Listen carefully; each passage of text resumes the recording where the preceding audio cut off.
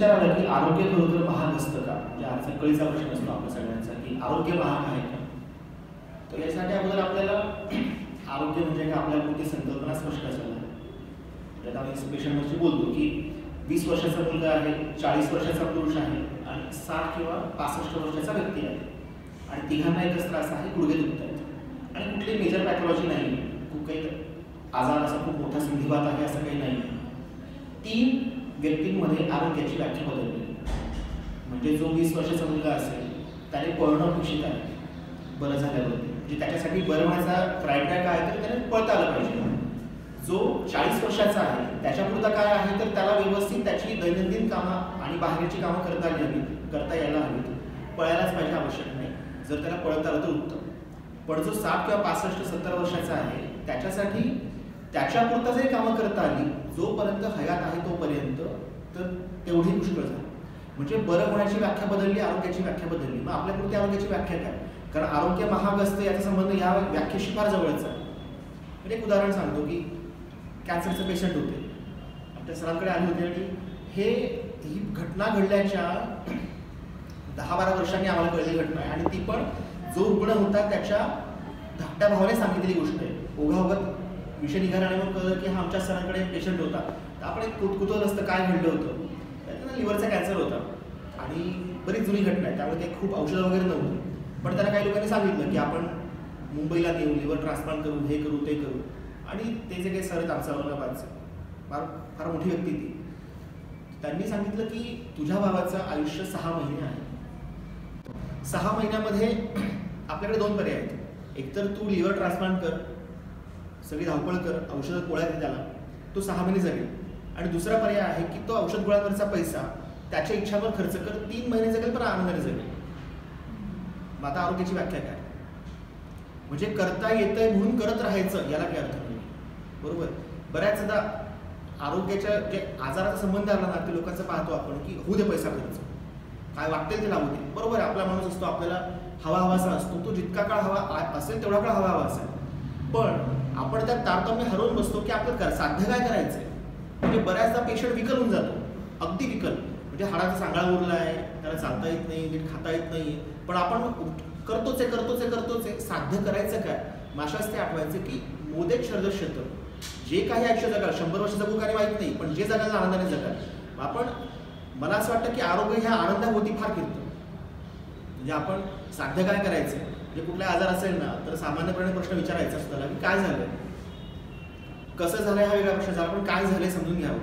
की ताप आलाय, अमुक झालंय, कॅन्सर झालाय, जे काय असेल खूप स्पेक्ट्रम आहे. आपण फार मोघम बोलतो, असं एका आजाराबद्दल बोलत नाही. काय झालंय, काय करावं लागणार आहे, म्हणजे काय केलं म्हणजे बरं होऊ शकतं. आणि तिसरी गोष्ट येते कुठे करायचं, कसं करायचं, हा तिसरा प्रश्न. म्हणजे मला खूप पैसे आहे खिशामध्ये, फार सगळ्यात मोठे हॉस्पिटलमध्ये मी जातो, आनंदाची गोष्ट तिकडे करतो. बऱ्याचदा लोकांना पैसे खर्च करूनही बरं वाटतं. आता हा अनुभव माझा आणि माझ्या मित्राचा अनुभव आहे. तो रक्ताचा सुपर स्पेशलिस्ट आहे आणि महाराष्ट्रातला 7वाच डॉक्टर आहे त्या प्रकारचा. त्याचा अनुभव सांगतोय आणि अतिशय मनापासून प्रॅक्टिस करतो, अतिशय चांगल्या हेतूने प्रॅक्टिस करतो. एकदम गरीब घरातला व्यक्ती त्याच्याकडे आला, ज्या ट्रीटमेंटला 7 ते 7.5 लाख रुपये लागणार होतो. याने कुठे मुख्यमंत्री योजना असते, इकडे तिकडे सगळं बसवलं आणि त्याला सांगितलं की फक्त 15 दिवस द्या, तुमचा खर्च कमी करतो. तेवढ्या काळामध्ये हा पेशंट दुसरीकडे गेला, तेवढ्या त्याने काहीतरी वावराचा तुकडा वगैरे विकला, काहीतरी केलं. नाही सर ते करून आलो 7 लाख रुपये खर्च. तो 7 लाख रुपये खर्च करून जे केलं ते 1 लाख रुपयात पण होणार होतं. पण त्याला असं वाटलं की हा 1 लाख रुपयात करतो म्हणजे हा कमी दर्जाचा करतोय. म्हणजे त्याला इतकं फ्रस्ट्रेशन आलं त्या गोष्टीचं की आपण इतक्या कळकळीने करायला जातो पण लोकांना ते खरोखर हवं आहे का. म्हणजे हे संतापजनक असतं की तो रक्त आठवतो, याला फोन कर, 4 ठिकाणी फोन कर की हा इथं बसेल का, इकडनं काही मदत मिळेल का, ट्रस्टकडनं काही मिळेल का, जेणेकरून याला भूदंड कमी पडावा. कारण ट्रीटमेंटला पर्याय नाही आहे, कारण तो कॅन्सरचा आजार होता म्हणून. म्हणजे दृष्टिकोन एक असं झालं की जेवढे जास्त फीज असेल तेवढा डॉक्टर चांगला, हा पण एक दृष्टिकोन आहे. मग आरोग्य महाग आहे का याच्यात डॉक्टर पेशंट आपण तपासून पाहू. आपल्याला साध्य काय करायचंय, मला पैसे खर्च करून बरं वाटणार आहे का, मला 4 डॉक्टरांकडे फिरून बरं वाटणार आहे का, मला माझं लक्षण गेलं म्हणजे बरं वाटणार आहे. याचं उत्तर स्वतःशी आधी कबूल करावं आणि ते कबूल केलं तर आरोग्य महाग नाही. कारण म्हणजे ते मला अफोर्डेबल आहे ना. समजा मला पैसा खर्च करून बरं वाटणार असेल, तो मला खिशाला परवडतो म्हणून मी खर्च करतो ना, ते महाग कसं काय, मग माझ्यापुरतं महाग नाही आहे. म्हणजे थोडक्यात काय आहे की आपल्याला बरं व्हायचंय म्हणजे काय हवं आहे ते आपल्यापुरतं स्पष्ट असावं. आणि म्हणून ना पूर्वी एक फॅमिली डॉक्टर नावाची संकल्पना होती, ती सगळ्यात बेस्ट होती. का तो MBBS आहे, आयुर्वेद आहे, होमिओपॅथ आहे किंवा अजून काय जो क्लासिक फरक पडत नाही याच्यात, पण तो आपल्या घरातला मेंबर सारखा होता. का की त्याच्याशी जाऊन आपण यच्च यावत सगळ्या त्रासांबद्दल बोलू शकायचो. म्हणजे आमच्या प्रॅक्टिसमध्ये असं होतं की एका कुटुंबातले 4 लोक जर सदस्य पेशंट असतील ना, तर चौकटीत माहिती असतं की अच्छा याला हे लक्षण आलं म्हणजे घरात असं घडलं असतं. इथपर्यंत माहिती असतं की अमुक झालंय का, हे झालंय का. कधी कधी थेट प्रश्न विचारतो की आता जर सरांना म्हणताना असं म्हटलं की डोकं दुखतंय, तर आम्ही कधी कधी गमतीत विचारतो की डोकं दुखतं जाऊ दे, तुझी डोकेदुखी कोण आहे, म्हणजे डोकं दुखतं काय तुझं. जेव्हा असं आपण त्या व्यक्तीशी बोलतो तो उलगडा होत जातो. आपल्याला लक्षण घालवायचं आहे, आजार बरा करायचा म्हणजे नेमकं काय करायचं, आपल्या पुरतं उत्तर शोधणं म्हणजे कसं. तर आम्ही होमिओपॅथीमध्ये क्लासिक आमच्याकडे असं एक उक्ती आहे, सेईंग आहे की आपल्याला काय पाहायचं की मॅन इन डिसीज पाहायचा की डिसीज इन मॅन पाहायचं. जेव्हा आपण माणसातले आजार पाहतो ना, मग डोकेदुखीला एक गोळी, चक्कर येते त्याला एक गोळी, विकनेस वाटतो त्याला एक गोळी, हे एक गोळी, हा एक मार्ग झाला. हे योग्य अयोग्य, मी करावं का नाही करावं, हा नंतरचा प्रश्न, हा एक मार्ग झाला. दुसरा एक मार्ग असा आहे की मी आजारातला माणूस पाहिला, म्हणजे हा माणूस आहे आणि हे 4 आजार त्याला आहेत, पण हे 4 आजार शेवटी एकाच माणसाला आहेत ना. तर मला औषध द्यायचं कोणाला आहे, आजारांना की माणसाला. जर माणसाला औषध द्यायचं असेल तर माणसाशी बोलावं लागेल. म्हणून एक अशी असं म्हणतात की if you want to prescribe minimum you will have to explain maximum. बहुतेक ठिकाणी आपण जातो, 4 वेळा पटपट लिहिल्या जातात कागदावरती, हे घ्या हे घ्या हे घ्या, 5 मिनिटात दुसरा पेशंट असतो. आणि तेच तुम्ही अशा लोकांकडे जा जो एकच औषध देतो त्याला बोलावं लागतं, अच्छा हे घ्या, हा त्रास का तो पण करू द्यायचा, थांबा थोडंसं. म्हणजे जर पेशंट शब्द जर तो पेशन्सवर आलाय, पेशन्स म्हणजे संयम. आता संयम बाळगा, जे व्हायचं डॅमेज झालाय, लक्षणं आलंय, ते होऊन गेले, आता धीर धरा, ते क्रमाने बरं होईल.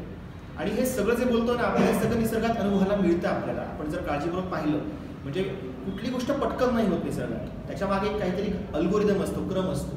मग जे आजार मला आले आहेत, मला एक लक्षण आलं, मग दुसरं आलं, बरे दोघांत 1 वर्षाचं अंतर असेल, पण मला असं आपण म्हणतो ना की सर्दीचं नाही, सोपं उदाहरण घेऊ की सर्दीचा त्रास होतो, कधीपासून होतो, 2 वर्ष झाले. कसं काय काय काय केलं की त्रास होतो, काय झाल्यावर त्रास होतो, अमुक खाल्लं का, आंबट काय, त्याची कारणं असली पाहिजे, किती कारण. प्रश्न हा आहे की 2 वर्षापूर्वी या माणसाला काही त्रास होता का, म्हणजे हे आत्ता आलेले आहे. 2 वर्षापूर्वी काहीतरी घडलं ज्यानंतर त्रास सुरू झाला. मग आता याची उत्तर आपण एका लेवलला, आपण फिजिकल लेवलला शोधतो की त्याला काही कुठली ॲलर्जी आहे का, हे आहे का. आणि आम्ही होमिओपॅथीमध्ये असं पाहतो की अशी कोणती घटना घडली ज्यानंतर त्याला हा त्रास सुरू झाला. आणि अनुभव असा आहे की जेव्हा आपण लक्षणांचा मागोवा घेतो तेव्हा आपण बऱ्याचदा त्याची प्रक्रिया जी ती मिस करतो, म्हणजे ती हातातून निसटते. सोपं करून सांगतो की आत्ता मला डोकं दुखतंय आणि माझं अमुक घडलं की डोकं दुखतंय, यात महत्त्व अंतर. आत्ता माझं डोकं दुखतंय कुठल्याही गोष्टीमुळे असू शकतं, पण माझं समजा असं वातावरण झालं, ढगाळ वातावरण झालं की माझं डोकं दुखतं. आता ही प्रोसेस आहे, मला औषध घ्यायचं कशा करताय, आता डोकं दुखतंय त्याला की प्रोसेस बरं करायला, आणि याच्यावर ठरतं मी कोणाकडे जावं. आणि पूर्वीच्या काळी जे म्हटलं फॅमिली फिजिशियन जे असायचे किंवा फॅमिली डॉक्टर जो होता तो नेमकं हेच पाहायचं. म्हणजे ही लोकं फार प्रिस्क्राईब करत नव्हती, ही लोकं फार औषध देत नव्हती, ही मोजकी औषधं द्यायची, पण ती मोजकी औषधं काम करायची. आता असं होतं की बऱ्याच आमच्याकडे पेशंट येतो आणि अमुकडे जाऊन आलो, सुपर स्पेस याला दाखवलं त्याला दाखवलं, त्यांनी हा औषध गोळा दिला, 10 दिवस झाले, पण आता 50% बरं झालं, 50% शिल्लक आहे, ते तुम्ही बरं करा. मग नेमकं जर जो काही प्रोटोकॉल आहे, स्टँडर्ड ट्रीटमेंट आहे, ती सगळी घेतली आणि त्यानंतर त्याला त्रास शिल्लक असेल तर त्रास नेमका आहे काय, मग आपल्याला आरोग्याच्या व्याख्येकडे वळावं लागेल. तर आरोग्याची व्याख्या अशी खरी WHOची व्याख्या येते की physical, mental, emotional and social wellbeing.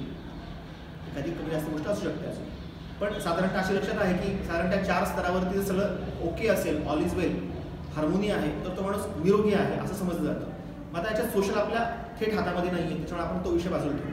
माझ्यापुरता विचार केला तर फिजिकल, इमोशनल, मेंटल म्हणजे इंटेलेक्च्युअल. कारण मेंटल म्हटलं की आपल्याला लगेच मनात वेगळं येतं, इंटेलेक्च्युअल. तर ह्या 3 गोष्टींचा परस्परांशी अन्योन्य संबंध असतो, हे लक्षात घ्या. आपण जे आरोग्य म्हणतो तेव्हा या 3 गोष्टी हातात हात धरूनच चालतात. म्हणजे आता एक सोपं उदाहरण घेऊयात की मी जेवायला बसलो आहे, पंचपक्वान्न आहेत, सगळे आवडते पदार्थ आहेत, आणि तेव्हाच मला एक वाईट बातमी कळते किंवा कुटुंबात काहीतरी वाईट घडलेलं आहे, अन्न गोड लागतं का. आपली भाषा फार सुरेख आहे बरं का, म्हणजे सगळं भाषेतनं व्यक्त होतं, अन्न गोड लागत नाही.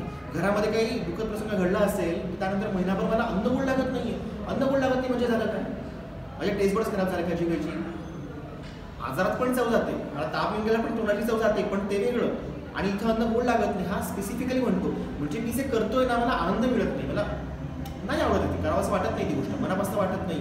मग आता इथं बिनसलं काय, अन्न पदार्थ तेच आहेत, त्यांची चव तीच आहे जी असायला हवी ती, माझी जीभही नॉर्मल आहे, मग काहीतरी मिसिंग आहे, काय हरवलं आहे. मग तिथं माझं भावना आता जागेवरती नाही, भावना स्थिर नाही. म्हणजे ह्या 3 गोष्टींचा समतोल जेव्हा साधला जातो तेव्हा आरोग्य आपलं राखलं जातं किंवा आपण निरोगी असतो. त्याच्यामुळे एक शब्द आपल्याकडे तारतम्य असा शब्द आहे. तारतम्य शब्द फार सुंदर आहे. म्हणजे विवेक शब्दाला वेगळं वलय आहे, पण तारतम्य आपल्या साध्या भाषेत समजून सोपं आहे. कसं, आपल्याला ते गुड बेटर बेस्ट माहिती असतं ना आपल्या इंग्लिशमध्ये, तसं मराठीमध्ये तर आणि तम भाव असतो. आपण शाळेत शिकलो असतो, हे मला पण हा नंतर कळलं, शाळेत कळत नव्हतं. शाळेत कळलंच नाही गोष्ट. पण तर तम जे असतं ना, तर आणि तम म्हणजे हे श्रेष्ठ आहे, हे श्रेष्ठतर आहे, पण हे श्रेष्ठतम आहे, उच्चतर उच्चतम. आणि मला तर आणि तमपैकी काय निवडायचंय याचं मला भान आलं की त्याला म्हणतात तारतम्य. तारतम्य आलं ना की हा निर्णय घेणं की मला आरोग्याचं करायचं काय हे फार सोपं होतं. म्हणजे मला काय केलं म्हणजे बरं वाटणार आहे ते पण मला कळतं. एका कॅम्प होता आमचा असाच, एक कॅम्पमध्ये काजोबा आले, 72-76 वय त्यांचं होतं. आले ते आणि फिट अँड फाईन, काही त्रास नव्हता. आले, म्हटलं काय आजोबा काय होतं. नाही मी छान आहे अगदी, पण माझं आता 24 वर्ष कशी पूर्ण करावी ते तुम्ही सांगा. म्हटलं म्हणजे मला सेंचुरी पूर्ण करायची, काय करू ते सांगा. आणि मी म्हणजे कसं असतं ना की नवीन नवीन डॉक्टर झालेले असतात, तर तुम्हाला पुस्तकातलं वाचलेलं आणि लोक काय विचारतील यात काही संबंध नसतो. म्हणजे लोक काही विचारू शकतात, आणि तो माझा पहिला अनुभव होता त्या प्रकारचा. म्हटलं म्हणजे तुम्हाला अपेक्षित काय माझ्याकडनं की मी काय उत्तर द्यावं, तुम्ही सांगा ना. तुम्ही डॉक्टर आहात तर मी काय करावं 24 वर्ष पूर्ण केलं की जेणेकरून माझी सेंचुरी पूर्ण होईल. म्हटलं तर याला थेट उत्तर तर नाही या प्रश्नाला असं काही. तर म्हटलं आजोबा, समजा तुमचे केस पाहता तुम्हाला माहीत नाही अशी एखादी गोष्ट मला माहिती असू शकते, याच्यावर तुमचा विश्वास आहे का. नाही म्हणे. म्हटलं संपला विषय. म्हणजे 24 वर्ष पूर्ण करण्यासाठी काय करायचं तुमचं तुम्हाला माहिती आहे. उगाच माझ्या तोंडून 4 शब्द ऐकून काही पॉईंटच नाही. बरं मी सांगेल काय सांगेल, चांगलं का, हे करा ते करा, याला काही अर्थ नाही. आपण थोडं सहजपणे पाहिलं ना तर जी लोक ॲडव्हर्स परिस्थितीमध्ये राहतात, ज्यांना सकस आहार मिळत नाही, काहीच म्हणजे आपण म्हणत की कुठलीच परिस्थिती धड नसते, वातावरण विषम असतं, तीही लोक चांगलं आरोग्य जगतात, आजारीच पडत नाहीत. आणि त्या मानाने जी लोक सगळ्या सुखसोयी आहेत आणि ती लोक भयंकर आजारी असतात. महाविरोधाभास काय आहे. मानसिक एक त्याचा पैलू झाला.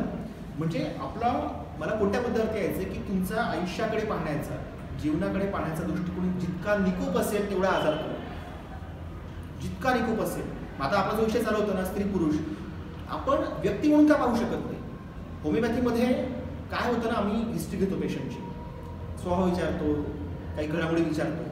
काय होतं की सुरुवातीच्या काळामध्ये म्हणजे डॉक्टर झाल्या माझ्या सुदैवाने 5 वर्ष रिसर्चला होतो मी, त्यानंतर प्रॅक्टिस पुढे सुरू केली.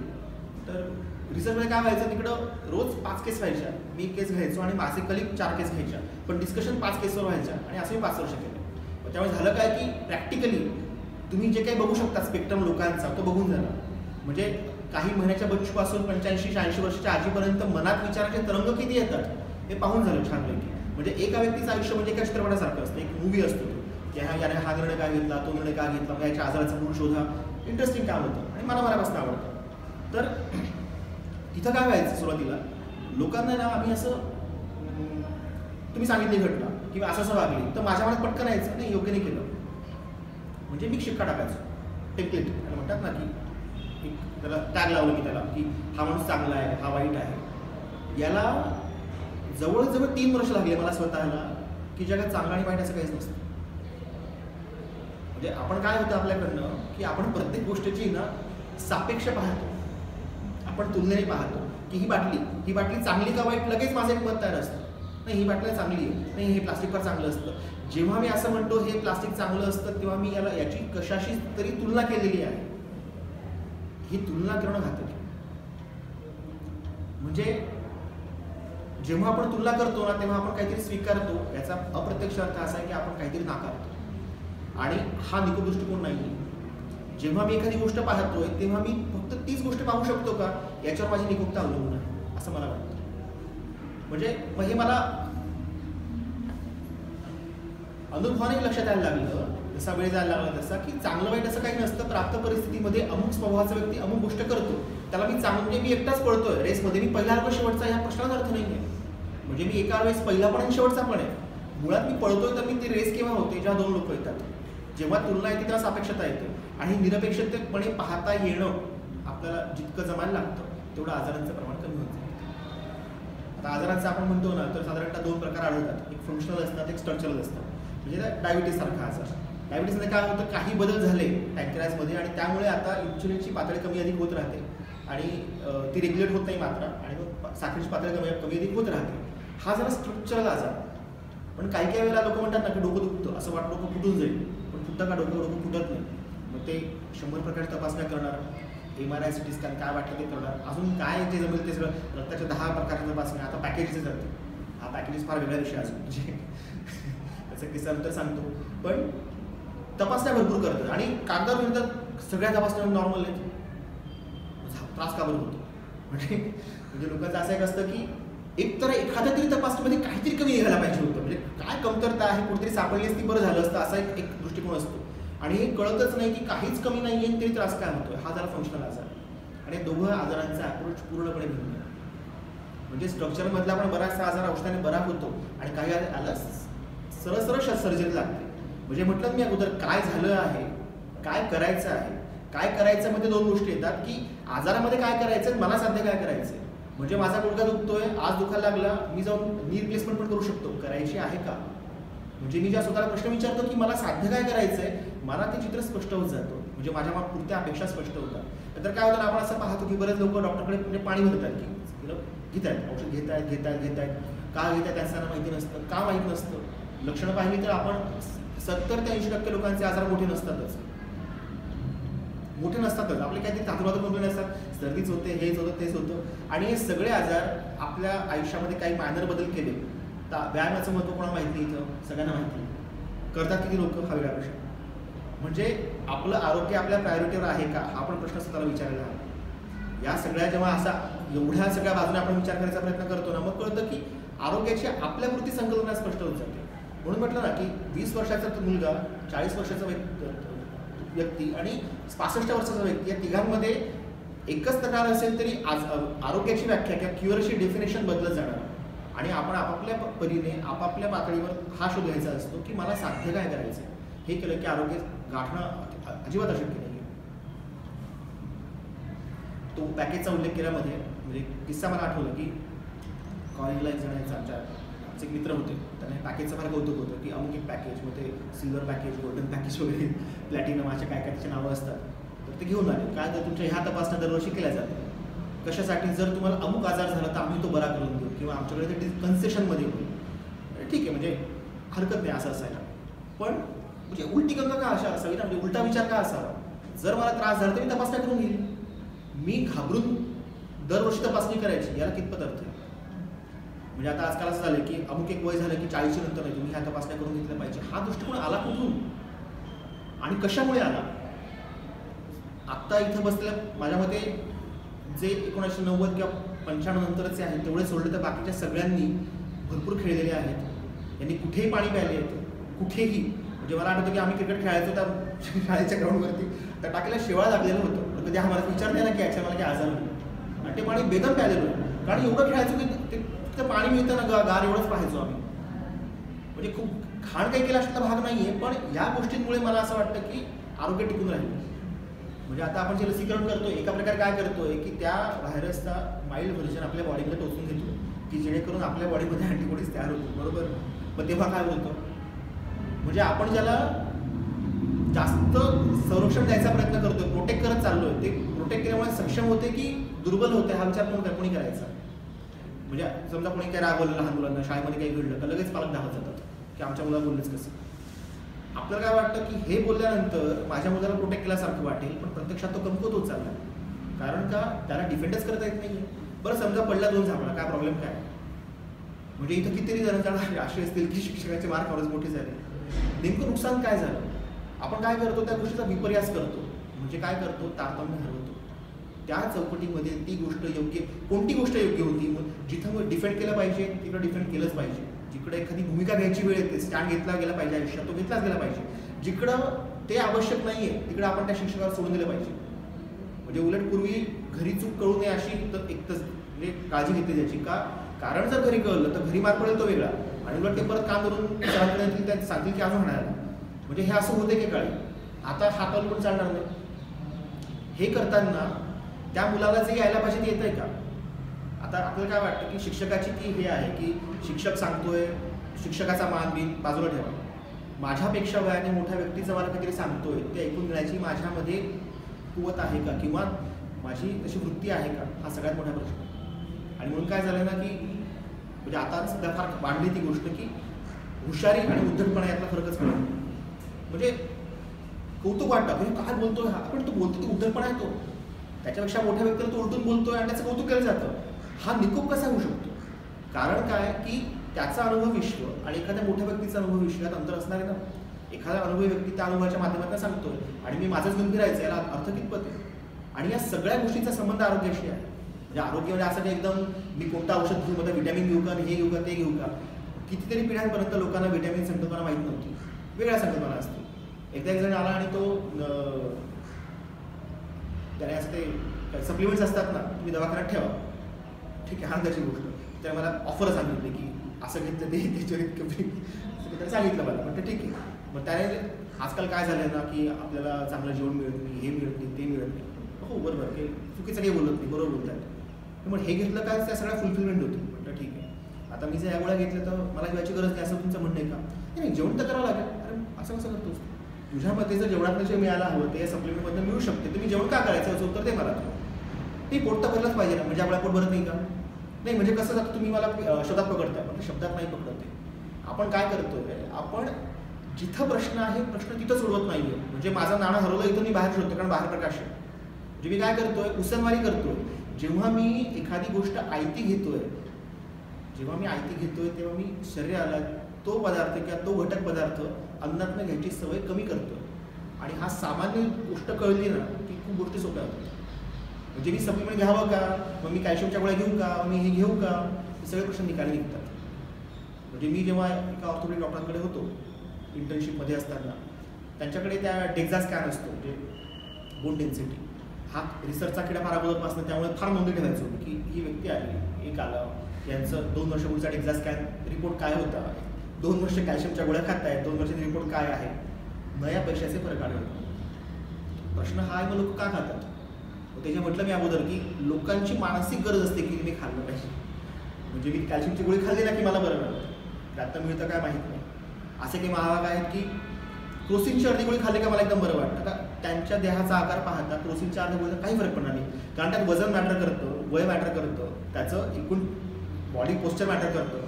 पण त्याचा काही विचार न करता अर्धी गोळी खातो मला बरं वाटतं, म्हणजे तुला कशानेही बरं वाटणार आहे.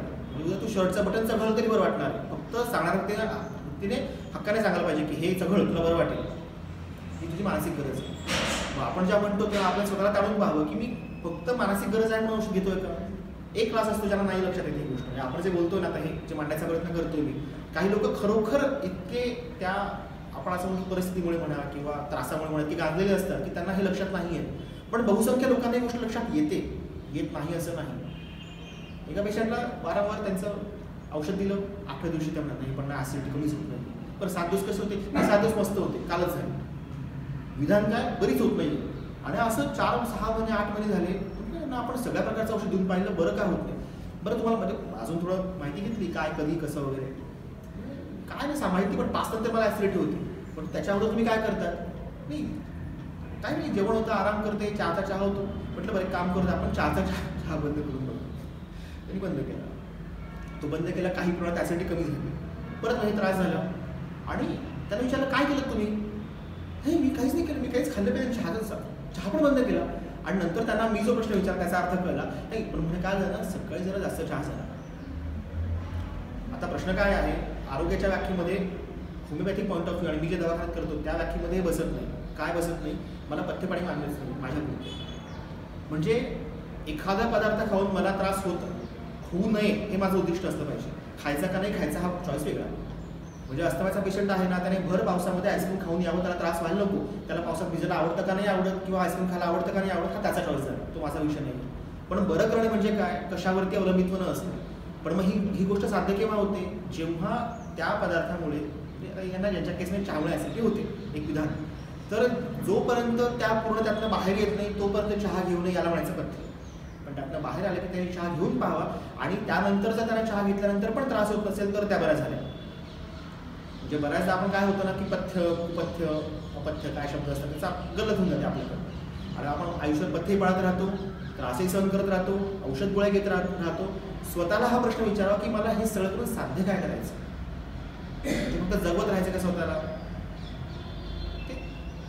आरोग्यामध्ये या सगळ्या गोष्टी अंतर्भूत होतात असं मला वाटतं. आणि एक तर विषय आहे की बऱ्याच असं असतं की आजचा काळ कसा आहे, आजचा काळ कसा आहे, काही वेगळं नाही. म्हणजे माणूस तोच आहे, त्याच्या मनाचे काही विकार येतात ते पण तेच आहेत, जे 5,000 7,000 10,000 वर्षापूर्वी होते तेच आत्ता आहेत. माणूस नाही बदलला, माणूस तोच आहे. नाहीतर माणसाला बदलण्यासाठी प्रयत्न कशाला करायला लागले असते ना. म्हणजे जे काही सगळे जण दावा करतात की अमुक एक गोष्ट करा, हे करा, ते करा, कशा करता करा, कारण त्याला स्थिर ठेवण्यासाठी काहीतरी कृती आवश्यक असते. ती कृती काहीतरी लोक सांगतात. ठीक आहे, तर ते जे काय आहे सांगतात का बरं, कारण माणूस तोच आहे.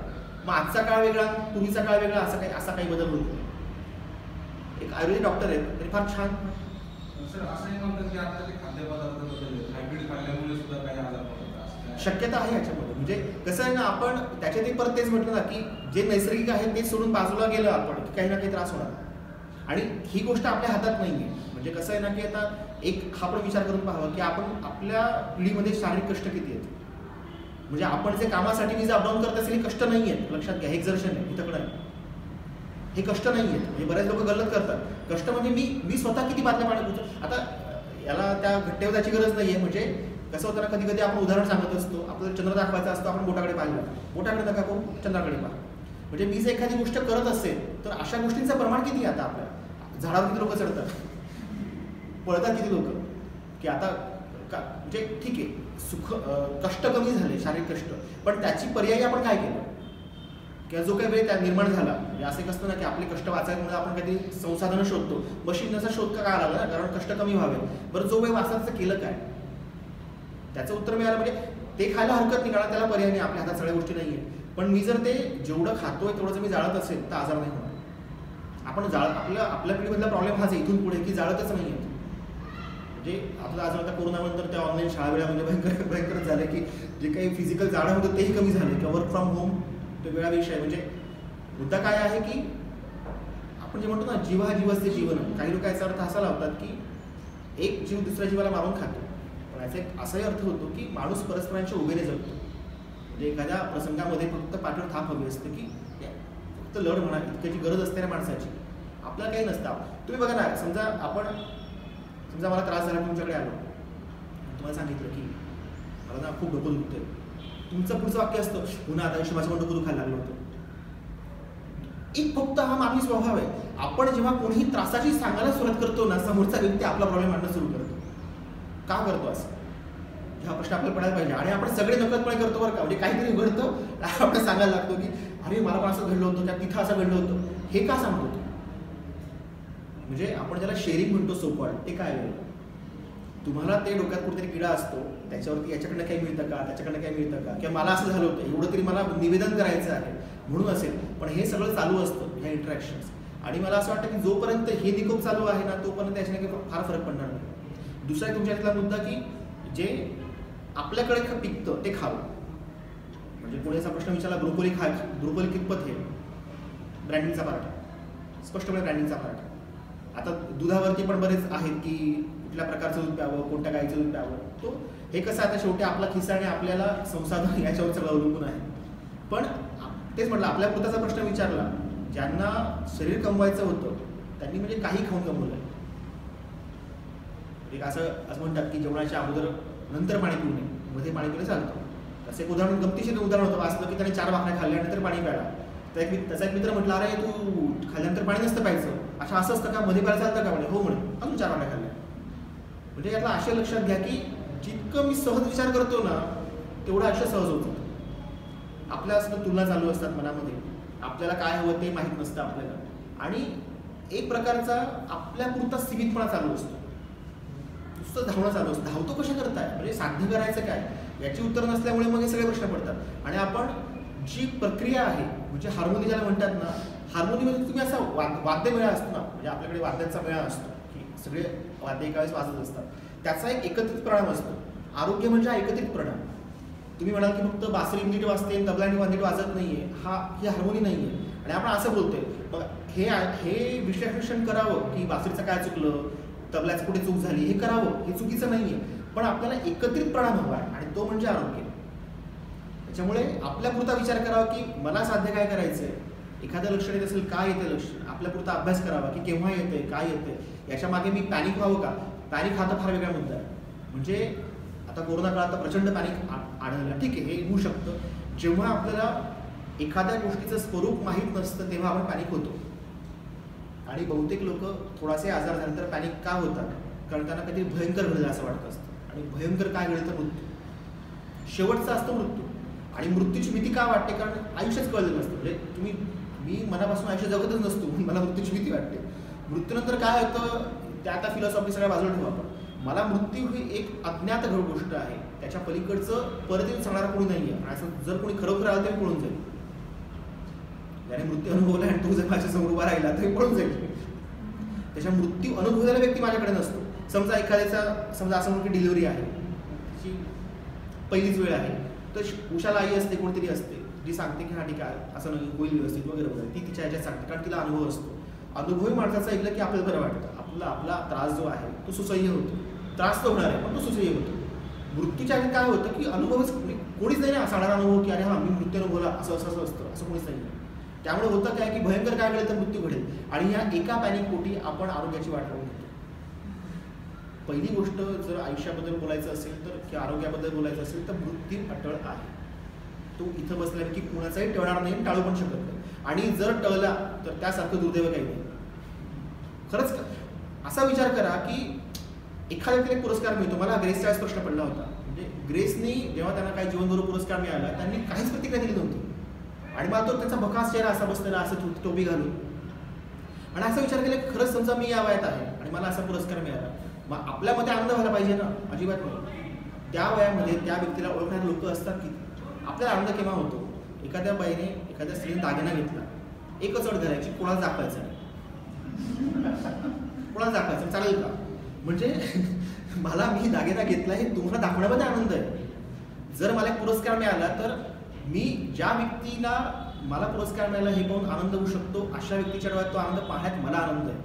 आणि उद्या जर माझ्या होती हीच लोक नसतील तर कसला आनंद आहे.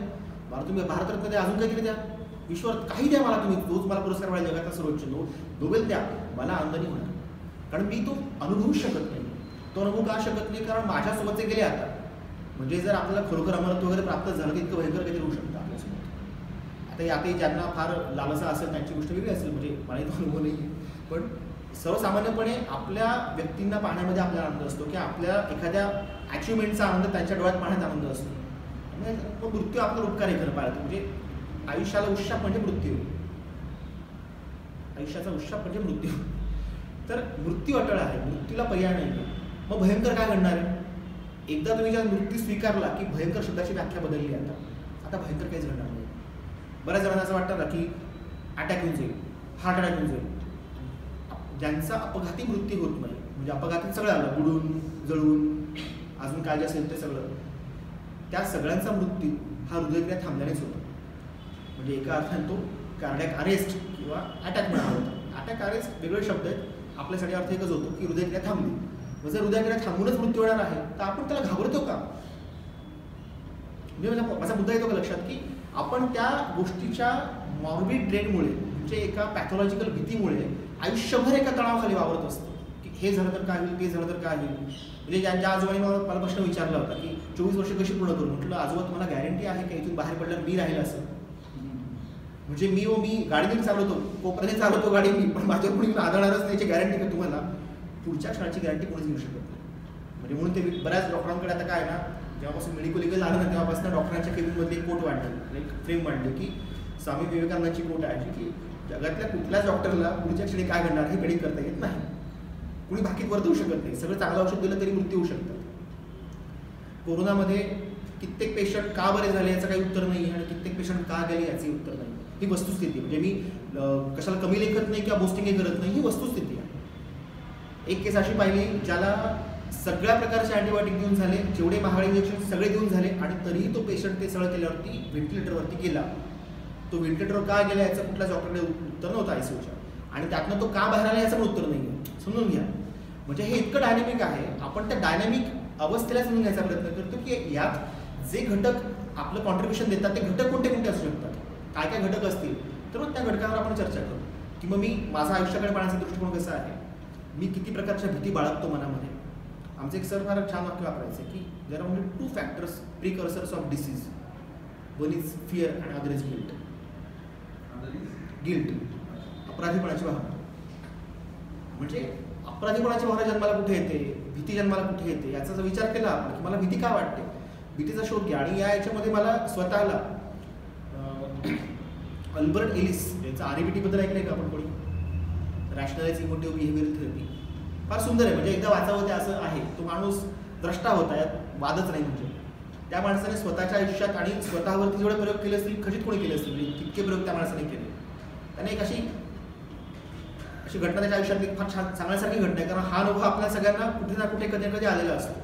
ती घटना अशी होती की त्यांचा ते विकेंडला सगळे मित्र जमायचे आणि मग त्यांची कशी विशिष्ट ऑर्डर होती की हे मागवायचं, काय पेय असेल, खाद्यपदार्थ असतील. आणि याला विचारायला लहानपणापासून खूप काम करावं लागलं होतं, अक्षरशः कुठे पेपर होता, कुठे काय कर, पोट पाण्यासाठी, जगण्यासाठी, शिक्षणासाठी. आणि काय व्हायचं, विकेंडला जेव्हा ते सगळे जमायचे ना, तर ती ऑर्डर त्याला झेपत नव्हती खिशाला. पण मग सगळे मित्र जमलेले असताना नाही कसं म्हणून तो घेत राहायचा. आणि ते एकदा मागवलं ते खाद्यपदार्थ, व्हायचं काय की पैसा खर्च होतोय या विचारपोटी त्याला त्याचा खाण्याचा आनंद नाही, आणि तो पैसा खर्च केला की आठवडाभर तंगी परत. म्हणजे दुहेरी त्याची कात्रीमध्ये अडकला होता. याच्यावर त्यांनी त्याच्यापुढचं उत्तर काय शोधलं की आपण जायचंच नाही, मित्रांना टाळायचंच म्हणजे आपण. आणि असं काही केल्यावरती त्यांच्या लक्षात आलं की हे उत्तर नाही आहे. फार सुंदर बरं का, हे निरीक्षण फार सुंदर आहे. त्या गोष्टीपासून पळ काढणे हे उत्तर तर अजिबात नाही. म्हणजे आता हे सूत्र आपण कशाला पण लावू शकतो, पण त्यांनी नोंद केली की स्वतः डायरेक्टली नोंद केली की त्या गोष्टीपासून मित्रांना न भेटणे हे उत्तर नाहीच होऊ शकत. तर मग काय करायचं, मग त्यांनी यादी केली की मला नेमकं मला भावना काय येते. मग त्यांनी पहिली यादी केली की मला लाज वाटते, मित्र काय म्हणतील हे याची ते बोलतील याची मला लाज वाटते. दुसरी भावना आली की मित्रांनी जर मला एकटं टाकलं किंवा हसले तर लाजेच्या पलीकडे भीती, मला एकटं पडायची भीती वाटेल. बरं आता काय होतंय, मी त्याच्यापासून वेगळाच आहे, म्हणजे मी एकटाच आहे. म्हणजे जी भीती मला वाटते ती मी ऑलरेडी जगतोय, तर भीती कसली आता, भीती गेली. बरं लाज वाटते म्हणजे काय, त्याने त्याचा शोध घेतला, मला लाज नेमकी वाटते कशी. मग त्याच्या लक्षात आलं लाजेपेक्षाही माझी हिंमतच होत नाही सांगायची, आणि हे खरं कारण आहे. म्हणजे मला हे मी घेऊ शकत नाही. मग त्याने कागदावर लिहून काढलं सगळं, हे सगळे विचार कागदावर क्रमाने लिहून काढले. आणि पुढच्या विकेंडला किंवा त्यांची तयारी मानसिक तयारी झाली होती 2 विकेंड नंतर जेव्हा ते मित्र सगळे भेटले तेव्हा त्यांनी सांगितलं की ही ऑर्डर नाही, मला हे नको आहे, ते हवं आहे. आणि गंमत अशी म्हणजे घोडक्याचे काही 10 मित्र असतील, एकाही मित्राने का असा प्रश्न विचारला नाही. आणि त्यांनी रात्री येऊन डायरेक्ट नोंद केली की मी मागचे 6 महिने ज्या गोष्टीवर झोपलेलं नाहीये ती गोष्ट मला मॅटरच करत नाहीये. फार सुंदर आहे. म्हणजे आपल्याला असं वाटतं की असं झालं तर काय होईल, तसं झालं तर काय होईल, हा हसेल का, हे होईल का, ते होईल का.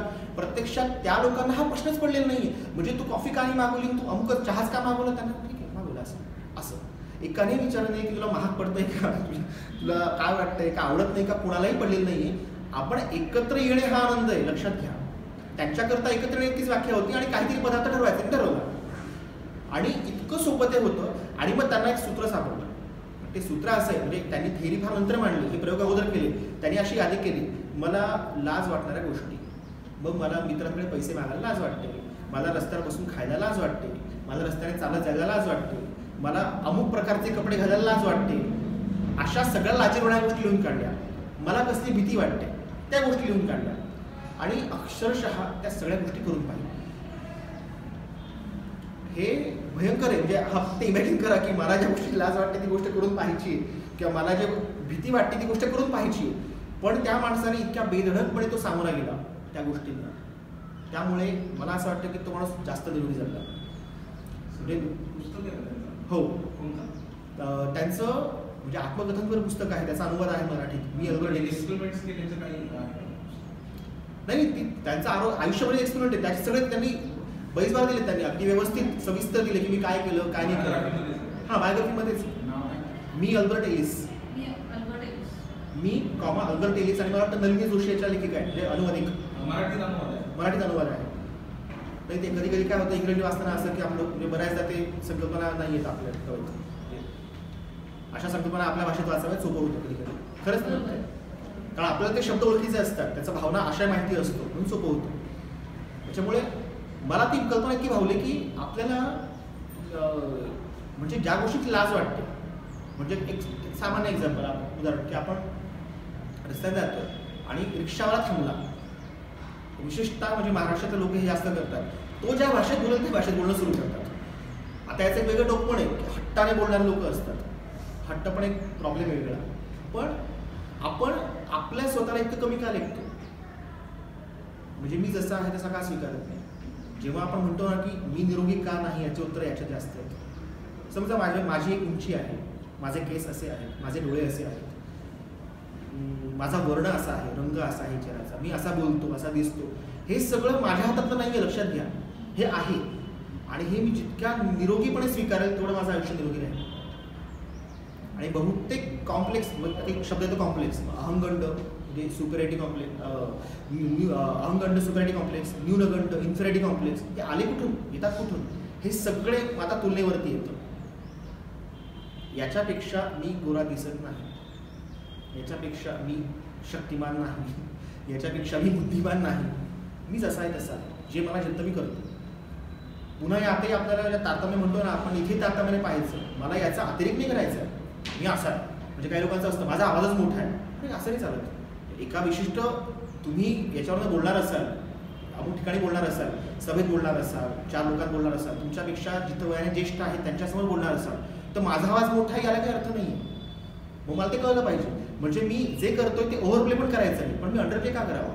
म्हणजे मुळात I am suppose to play, not underplay or overplay. आणि ही गोष्टचं तारतम्य आलं की मला असं वाटत नाही की आरोग्य आपल्यापेक्षा फार दूर आहे, असं पॅनिक का व्हायचं, स्वीकारायचं कारण ही गोष्ट. समजा मला त्रास होतो, एक आपण विचार करावा का होतो मला त्रास, काही चुकलंय का माझं, काही मी अशी गोष्ट केली का ज्यामुळे मला त्रास व्हावा. आपली क्षमता कमी पडली म्हणून आपल्याला त्रास झाला, हे बेसिक अंडरस्टँडिंग आहे. एक होमिओपॅथीमध्ये आम्ही समजताना पेशंटला लक्षण का आलं याचे आम्ही चर्चा करतो की आपण प्रत्येक क्षणी जगण्यासाठी संघर्ष करत असतो. श्वास घेणे, मी श्वास थांबवू शकत नाही, ठीक आहे, मला श्वास सतत घ्यावा लागणार आहे. तो श्वास घेणे म्हणजे एक प्रकारचं अडॅप्टेशन आहे. म्हणजे मी जुळून घेतो परिस्थितीसोबत. अरे इथं मी आता टेकडीवरती आहे तर मी जास्त श्वास घेतो, मी समुद्रकिनारी गेलो मी वेगळ्या प्रकारचा श्वास घेतो, मोकळी हवा वाहते मी वेगळ्या प्रकारचा श्वास घेतो, धाप लागली म्हणजे मी पळालो आहे तर श्वासाची गती वाढते. जे काय आहे माझं जुळवून घेणं चालू आहे परिस्थितीसोबत. आणि प्रत्यक्षात आयुष्यभर आपण हेच करतो, हेच चालू असतं की आपण प्राप्त परिस्थितीमध्ये आपण जुळवून घ्यायचा प्रयत्न करतो आसपासच्या वातावरणाशी. आपलं एन्व्हायरमेंट बाहेरच्या एन्व्हायरमेंटशी जुळवून घ्यायचा प्रयत्न सतत करत असतं. होतं काय, जेव्हा या 2 वातावरणांमध्ये अंतर येतं ते सांगण्यासाठी आपण प्रयत्न करतो. कधी असं ऐकलंय का तुम्ही की एखाद्या माणसाच्या आयुष्यात कष्ट असतात तोपर्यंत आजार नसतात. म्हणजे आपण हे उलट ऐकलेलं असतं की आत्ता चांगले दिवस आले होते आणि डायबिटीस मागे लागला, आत्ता चांगले दिवस आले होते आणि अटॅकच आला, अमुकच आजार झाला.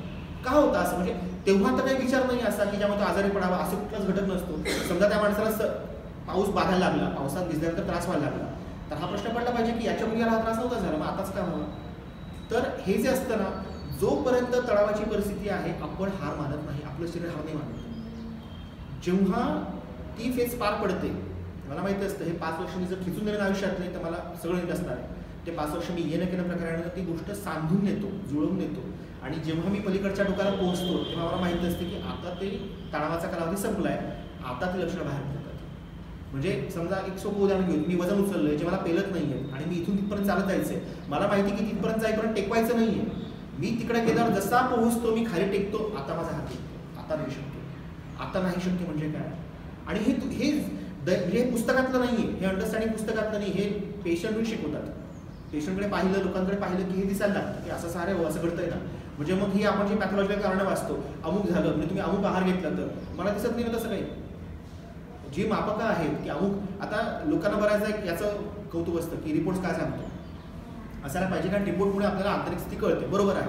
पण डॉक्टर फक्त एकच गोष्ट पाहतो, ती गोष्ट WNL आहे का, विदिन नॉर्मल लिमिट्स आहे का. म्हणजे काय, उदाहरणच देतो की पांढऱ्या पेशी जे असतात ना त्यांची लिमिट जे सांगितले 4,000 ते 11,000. आता समजा आम्ही दोघं गेलो डॉक्टरकडे, माझे 5,000ची 10,000 समजा, तो कोण नॉर्मल कुठे ॲबनॉर्मल? कशाला? दोन्ही रेंजमध्येच आहेत ना. दुखीचा फरक जरी असला तरी ते विदिन नॉर्मल लिमिटच आहे ना. आज दोघे नॉर्मलच आहेत आणि हेच आपल्याला आकलन होतं. आपण काय करून टाकलंय, एक आकडा म्हणजे नॉर्मल ठरवून टाकलेलं आहे. इतकं असणं म्हणजे नॉर्मल, हे असणं म्हणजे नॉर्मल. नॉर्मल ही कायम एक मर्यादा असते, त्या मर्यादेमध्ये कुठे पण जातो. आणि हे जर कळलं आपल्याला तर फार सोपं होतं. पण तो रिपोर्ट आपल्याला ऑब्सेसिव्ह नाही करत. म्हणजे आता तुम्ही बघा की आपण त्याचं ऑब्सेशन असतं, बरोबर ना. म्हणजे ह्या गोष्टी येतात कुठून आपल्यासमोर. निरोगी जगणं म्हणजे तारतम्याने जगत राहावं, कुठली गोष्ट एक्स्ट्रीम करू नये. राग येणं स्वाभाविक आहे, स्वीकारा. मला राग येतो, हां, नंतर बसून मीमांसा करा की मला राग काय येतो, मग याच्यावर काय राग येणं ऊर्जा आहे, मग तिचं इथं निघण्याच्या ऐवजी काही वेगळा प्रकार होऊ शकला असता का. जे अल्दर डिलीसने केलं ते करावं. स्वतःला प्रश्न विचारा की हे मी का करतोय, तो का सोडायचा नाही. काची काच धरून ठेवणे म्हणजे विज्ञानवादी असणे. म्हणजे बऱ्याचशा लोकांना ना एखाद्या गोष्टीला विरोध करणे म्हणजे विज्ञानवादी असणं असं वाटतं. तुम्ही असं करता का, मी असं मानत नाही, मी असं करत नाही, हा विज्ञानवादी झाला, विरोध झाला. तुम्ही जेव्हा काचा शोध घ्यायला लागतात, म्हणून भारतामध्ये असं बोललं जातं की दिस इज लँड ऑफ सीकर. म्हणजे आपण विसरून जातो, काळाच्या वगैरे विसरलं जातं ती गोष्ट, पण आपल्याकडे प्रश्न विचारायला महत्त्व आहे. प्रश्न विचारत राहा. एक तर लोकांना काय स्वतःला चिकित्सा, ती चिकित्सा म्हणजे जेव्हा युद्धाचा प्रसंग आहे तेव्हाही प्रश्नोत्तर झाली आहेत. म्हणजे अजून प्रश्न विचारते, प्रश्न उत्तर होतोय, म्हणजे तेवढ्या प्राईम मोमेंटला सुद्धा प्रश्नोत्तर चालू आहे. आणि हे आपल्याकडचं मूळ स्वरूप आहे. प्रश्न विचारा, उत्तर शोधा. लोकांना नसेल तर आपण स्वतः शोधा, स्वतः त्याचा मागोवा घ्या. पण प्रश्न काची काच सोडायची नाही. आणि मला वाटतं हा विज्ञानवादी आणि आपण स्वतःबद्दल कसा अभ्यास करायचा, हे का होतंय, ते का होतंय. यात जेव्हा काही मोठी गोष्ट आहे की मला कळतं की अरे हे माझ्या आवाक्यातलं नाही आहे. म्हणजे गंभीर आजार जे म्हणतो आपण, कॅन्सर आहे किंवा आपण कार्डियाकच खूप मोठा त्रास झालेला आहे, तर मग आपण त्याचा कारणाचा शोध घेतला, तर ते कारण माझ्या आवाक्यातलं नाही कळलं की मग त्याच्यावर जे उपचार ते फॉलो करावेत. पण बहुधा म्हणजे माझ्या मते 70 ते 80% आजार असे असतात की जे फक्त विचारांनी या प्रकारे विचार केला तर त्याचं मूळ सापडतं आपल्याला. आणि बऱ्याचदा आपल्याला असं असतं की अमुक गोष्टीमुळे त्रास होतो, हे अर्धसत्य. पावसामुळे सर्दी होत नाही, पावसामुळे मला सर्दी होते सत्य. पावसामुळे सर्दी जर होत असेल तर जगात 100% लोकांना सर्दी व्हायला. समजा चहा घेऊन ऍसिडिटी होते तर जगात 100% लोकांना चहा घेऊन ऍसिडिटी व्हायलाच हवी. एक कलाकार आहे, काय करते सांग.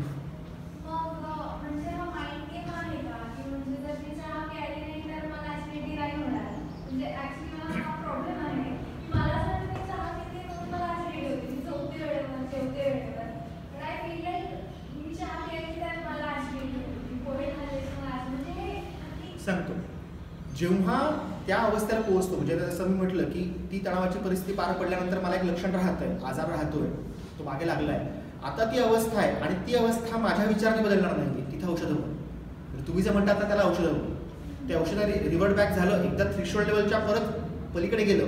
थ्रेशोल्ड लेवल म्हणजे त्याच्या खालचं जे असतं त्या गोष्टी त्या पातळीच्या वरती त्रास देत नाही. म्हणजे मी माझं अवस्था शरीराची संतुलन त्या थ्रेशोल्ड लेवलच्या वरती एकदा नियंत्रित केलं किंवा आपण नियंत्रण शब्द चुकीचं, नियंत्रण फार चुकीचा अप्रोच आहे ॲक्च्युली. मी त्याच्यावर ते मेंटेन केलं, म्हणजे राखलं ते संतुलन. नाही, ती गोष्ट मला बांधण्याच्या पलीकडे. म्हणजे समजा आता तुम्ही बोललात आणि मला राग येतोय तर तुमचा राग मला बांधतोय म्हणजे माझा थ्रेशोल्ड कमी आहे. माझा थ्रेशोल्ड जास्त असेल तर तुम्ही बोलला का काही फरक पडत नाही. अच्छा, हे बोललात का, अमुक बोलला का, काहीतरी असते गोष्ट की जी मला बाधत नाही. तर मला आरोग्याबद्दल हा नियम सांगायचा की ती गोष्ट बांधण्याच्या पलीकडे मी ज्या संतुलन माझं ठेवलेलं आहे तेव्हा ती खाली काही अपडाऊन्स येते. मग मी कलाकाराचं उदाहरण देत होतो मी, की त्यांनी सांगितलं की म्हणजे ते म्हणतात ना आलीज वेल, ते त्या प्रकारचं ते आहे ॲक्च्युली. ते म्हणजे की मी जेवायला बसतो ना तर मी स्वतःला सांगून बसतो की आता 9 वाजले.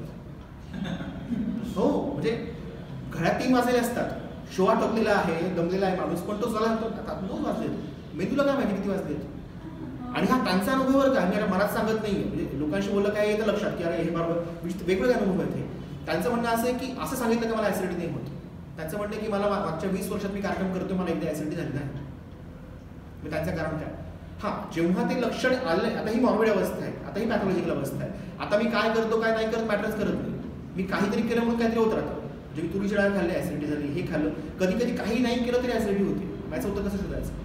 तिथं औषधाची गरज आहे. म्हणजे मला मुद्दा हा सांगायचा होता की अगोदर स्वतःवर काम करा आणि जेव्हा मला कळलं की हे माझ्या पलीकडचं आहे तेव्हा औषधाचा शोध घ्या. पण ऍसिडिटी फिजिकली असते ना बॉडीमध्ये? असतेच ना. सरांनी तेच सांगितलं, पण स्वतः म्हणजे आता विषय निघाला ना, माझा नवरा याचं जिवंत उदाहरण आहे. आधी स्वतःवर काम केलं तर तुम्ही डॉक्टरांकडे जा. माझ्या मिस्टरांचं म्हणजे 8 दिवसातले 2 दिवस पोट गच्च असतं, 2 दिवस कळत नाही, 2 दिवस ऍसिडिटी झालेली, असा आठवडा जातो त्यांचा. म्हणजे असा माणूस तो कधीच फ्रेश नसतो असं त्यांचं. बरोबर. म्हणून खूप त्रास झाला म्हणून आम्ही पुणे हॉस्पिटलला किंवा एक्सपर्टकडे आम्ही हे करून सगळे त्यांनी तेच सांगितलं की तुम्हाला काही त्रास असेल असं मला वाटत नाही तुमचं, पण नाही मला सगळ्या टेस्ट करायच्या असं म्हणून आम्ही सगळीकडे टेस्ट केली. गॅस्ट्रोस्कोपी, एंडोस्कोपी जेवढं काही करता येईल तेवढे 10-15,000 करून घेतले सगळं. पण त्यांच्या रिपोर्टमध्ये कुठेही काहीही आलं नाही. आणि नशीब चांगले की कुठे, पण त्या माणसाची सायकोलॉजी झालेली आहे. जसं आपण म्हणजे एकदा तुम्ही मनावरच इतकं बिंबवलंय की मी हे घेतलं तर मला ते होणार आहे. नाही, तसं नाही होती गोष्ट. त्यांना त्रास होतो खरा आहे. हां, म्हणजे त्याला अनुभव म्हणजे लोक म्हणतात की तुझा सायकिक आहे, सायकोसोमॅटिक आहे, आणि पण त्या व्यक्तीला जे दुखणं आहे ते प्रत्यक्षात अनुभवाला येते ना त्याला, म्हणजे त्याच्यापुरतं खरं येते. ते फिजिकली आहे, ते हजर आहे तिथं कारण, तर त्याला औषधाची गरज आहे. पण त्याला तेच म्हटलं की मला लक्षण दुरुस्त करायचे का प्रक्रिया दुरुस्त करायची. जेव्हा लक्षण दुरुस्त करायचं असेल ना, बऱ्याचदा पेशंटचा फोन होतो की खूपच डोकं दुखतं, एक गोळी घेऊन झोप काढ, तुला बरं वाटणार. कारण त्या गोळीमुळे 8 तासाकरता तुझं दुखतं हे मेंदूला कळणार नाही. गोळी काम काय, पेनकिलर काम करते कसं, ती न्यूरो ट्रान्समीटर ब्लॉक करते. सोपं, हे फार सोपं बरोबर करतोय आपण. न्यूरो ट्रान्समीटर ब्लॉक केले तर माझ्या मेंदूला संवेदना होत नाहीत की मला वेदना होत आहेत. बरोबर. माझा प्रश्न हा पडायला हवा, 8 तासाने तर गोळीचा असर जाणार आहे, मग माझ्या वेदना बऱ्या कशा झाल्या? 8 तास ठीक आहे, ते ब्लॉक होते म्हणून मला कळलं नाही, पण 8 तासाने मला डोकं नाही दुखत माझं, मग ते कसं? पेनकिलर अशी काम करते का? न्यूरो ट्रान्समीटर ब्लॉक करते फक्त, बाकी ते दुखण्यावर काहीच करत. इंटरेस्टिंग आहे. म्हणजे जगण्याचे सरळ 2 अप्रोचेस आहेत. मला शेवटी त्याच्याकडे यायचं आहे. जगण्याचे सरळ 2 जे नियंत्रण शब्द म्हटलं ना की हे चुकीचं आहे. आपण सगळ्या गोष्टी नियंत्रित करायला पाहतो आणि हा सगळ्यात मोठा प्रॉब्लेम आहे. नाही, ब्लड शुगर कंट्रोलमध्ये आहे, बीपी कंट्रोल म्हणजे काय, मी इथं प्रेशर दाबून ठेवलेलं आहे. नियंत्रण कशाला म्हणतात? मी नाही नियंत्रित करून ठेवलं म्हणजे काय, ही इच्छा मर्जीने काहीच करू शकत. बरोबर आहे ना. नियंत्रण म्हणजे काय, मर्यादा. मी मर्यादा घालून ठेवली, याच्यावर नको जायला, याच्या खाली नको जायला. आणि हा अप्रोचच पॅथॉलॉजिकल आहे, म्हणजे हा दृष्टिकोनच म्हणजे रोगट आहे. आता तुम्ही हे सूत्र सगळ्यांना लावा. तुम्ही एक नाव चुकत असेल कदाचित, मॅन फ्रॉम द अर्थ नावाचा मूवी आहे. इंटरेस्टिंगली 6-7 फक्त त्यात कॅरेक्टर्स आहेत आणि पूर्ण चित्रपट 1.5 का पाडून असते, इंग्रजी असल्यामुळे तो मिळत असतो. तो पूर्ण पिक्चर फक्त एका खोलीत शूट केला.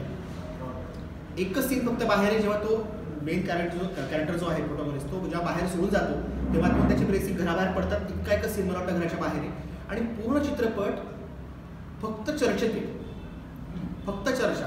आणि त्यातला एक असतो, तो म्हणतो की मी तुम्हाला न्यू टेस्टामेंटचं पण न्यू व्हर्जन सांगू शकतो. तो म्हणजे काय, म्हणजे डोंट 10 वेळा डोंट. तुम्ही अप्रोच लक्षात घ्या. आपण ज्या म्हणतो निरोगी होणं म्हणजे शोध घेणं, आपण शोध नाही घेत, आपण कारणांचा शोध बाहेर शोधतो. मी ज्या म्हणतो ना की एक बाह्य कारण आहे, बरोबर आहे, मला पावसाळ्यात सर्दी होते, बरोबर आहे, पण तुम्हाला नाही होत ना. पण तुम्हाला का होत नाही, कारण त्या सर्दीसाठी जे कारण आत लागतं ते आत नाही आहे. माझ्याकडे मोबाईल आहे, मी म्हणतो की हा मोबाईल, म्हणजे आता मोबाईलमुळे फार सोपं झालं आहे समजून सांगा. इथं सगळ्या प्रकारच्या लहरी आहेत. समजा माझा कारण BSNLचा आहे, इथं आयडियाची रेंज आहे, एअरटेलची रेंज आहे, जिओची, अजून काय जे असेल सगळ्यांची रेंज आहे, पण BSNLची रेंज नाही आहे इथं. लक्षात घ्या. म्हणजे BSNLची रेंज असेल तर ज्या रेंज आहेत त्या माझ्या कामाच्या नाही आहेत आणि माझं सिम कार्ड जे आहे ते त्यांना कॉम्पॅटेबल नाही. बरोबर. म्हणजे काय आहे की बाहेर लहरी आहेत, पण त्या स्वीकारणारा किंवा त्या गोळा करणारा एक कुठला तरी घटक माझ्या आतमध्ये हवा. मग जर पावसामुळे सर्दी होते हे सत्य मानायचं असेल तर ज्या कारणाने सर्दी होते ते कारण माझ्या आत हजर पाहिजे. ते आत हजर नसेल तर पाऊस पडो का न पडो, काय फरक पडतो. म्हणजे असं होतं शेवटी की तुमच्यामुळे मला राग येतो, चूक. तुम्ही असं बोलल्यावर माझ्यात राग येतो, हे सत्य आहे. आणि हे इतकं इंटरेस्टिंग आहे ना. समजा मी म्हटलं हा पेन छान आहे, याचा अर्थ काय होतो तुम्हाला काय वाटतं? समजा एक विधान केलं मी, हा पेन छान आहे, याचा अर्थ काय?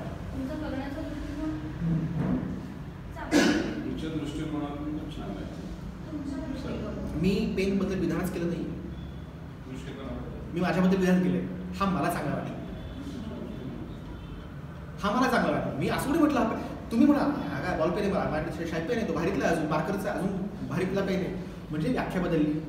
चांगल्याची तुमची व्याख्या वेगळी आहे, माझी व्याख्या वेगळी आहे. मी माझ्याबद्दल सांगतोय, माझ्या व्याख्येबद्दल सांगतो.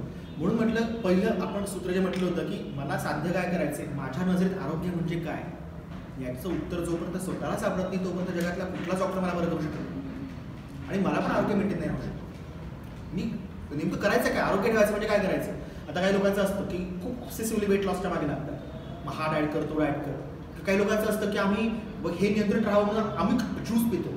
म्हणजे आता लोकांचा प्रश्न असतो असा, आम्ही ते तृणांकुराचा रस पितो, आम्ही पिऊ का. बरं म्हटलं तुम्ही तर आयुष्यावर पिणार आहात का. नाही, ते आम्ही तिकडे फिरायला जातो, तिकडे मिळतो, तो 10 रुपयाला असतो. तो 10 रुपयाला हा प्रश्न नाही आहे, असे समजून घ्या. तुम्ही तो कारळाचा ज्यूस पिऊ का. काही लोकांचं असतं की डायबिटीज बरा होतो.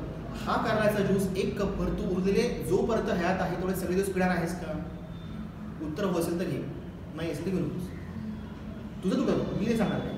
कारण आपण आपल्याला काय हवं माहिती का, आपल्याला एकरेषी उत्तर हवी. हे चांगलं आणि हे वाईट असं जगात काहीच नाही आहे.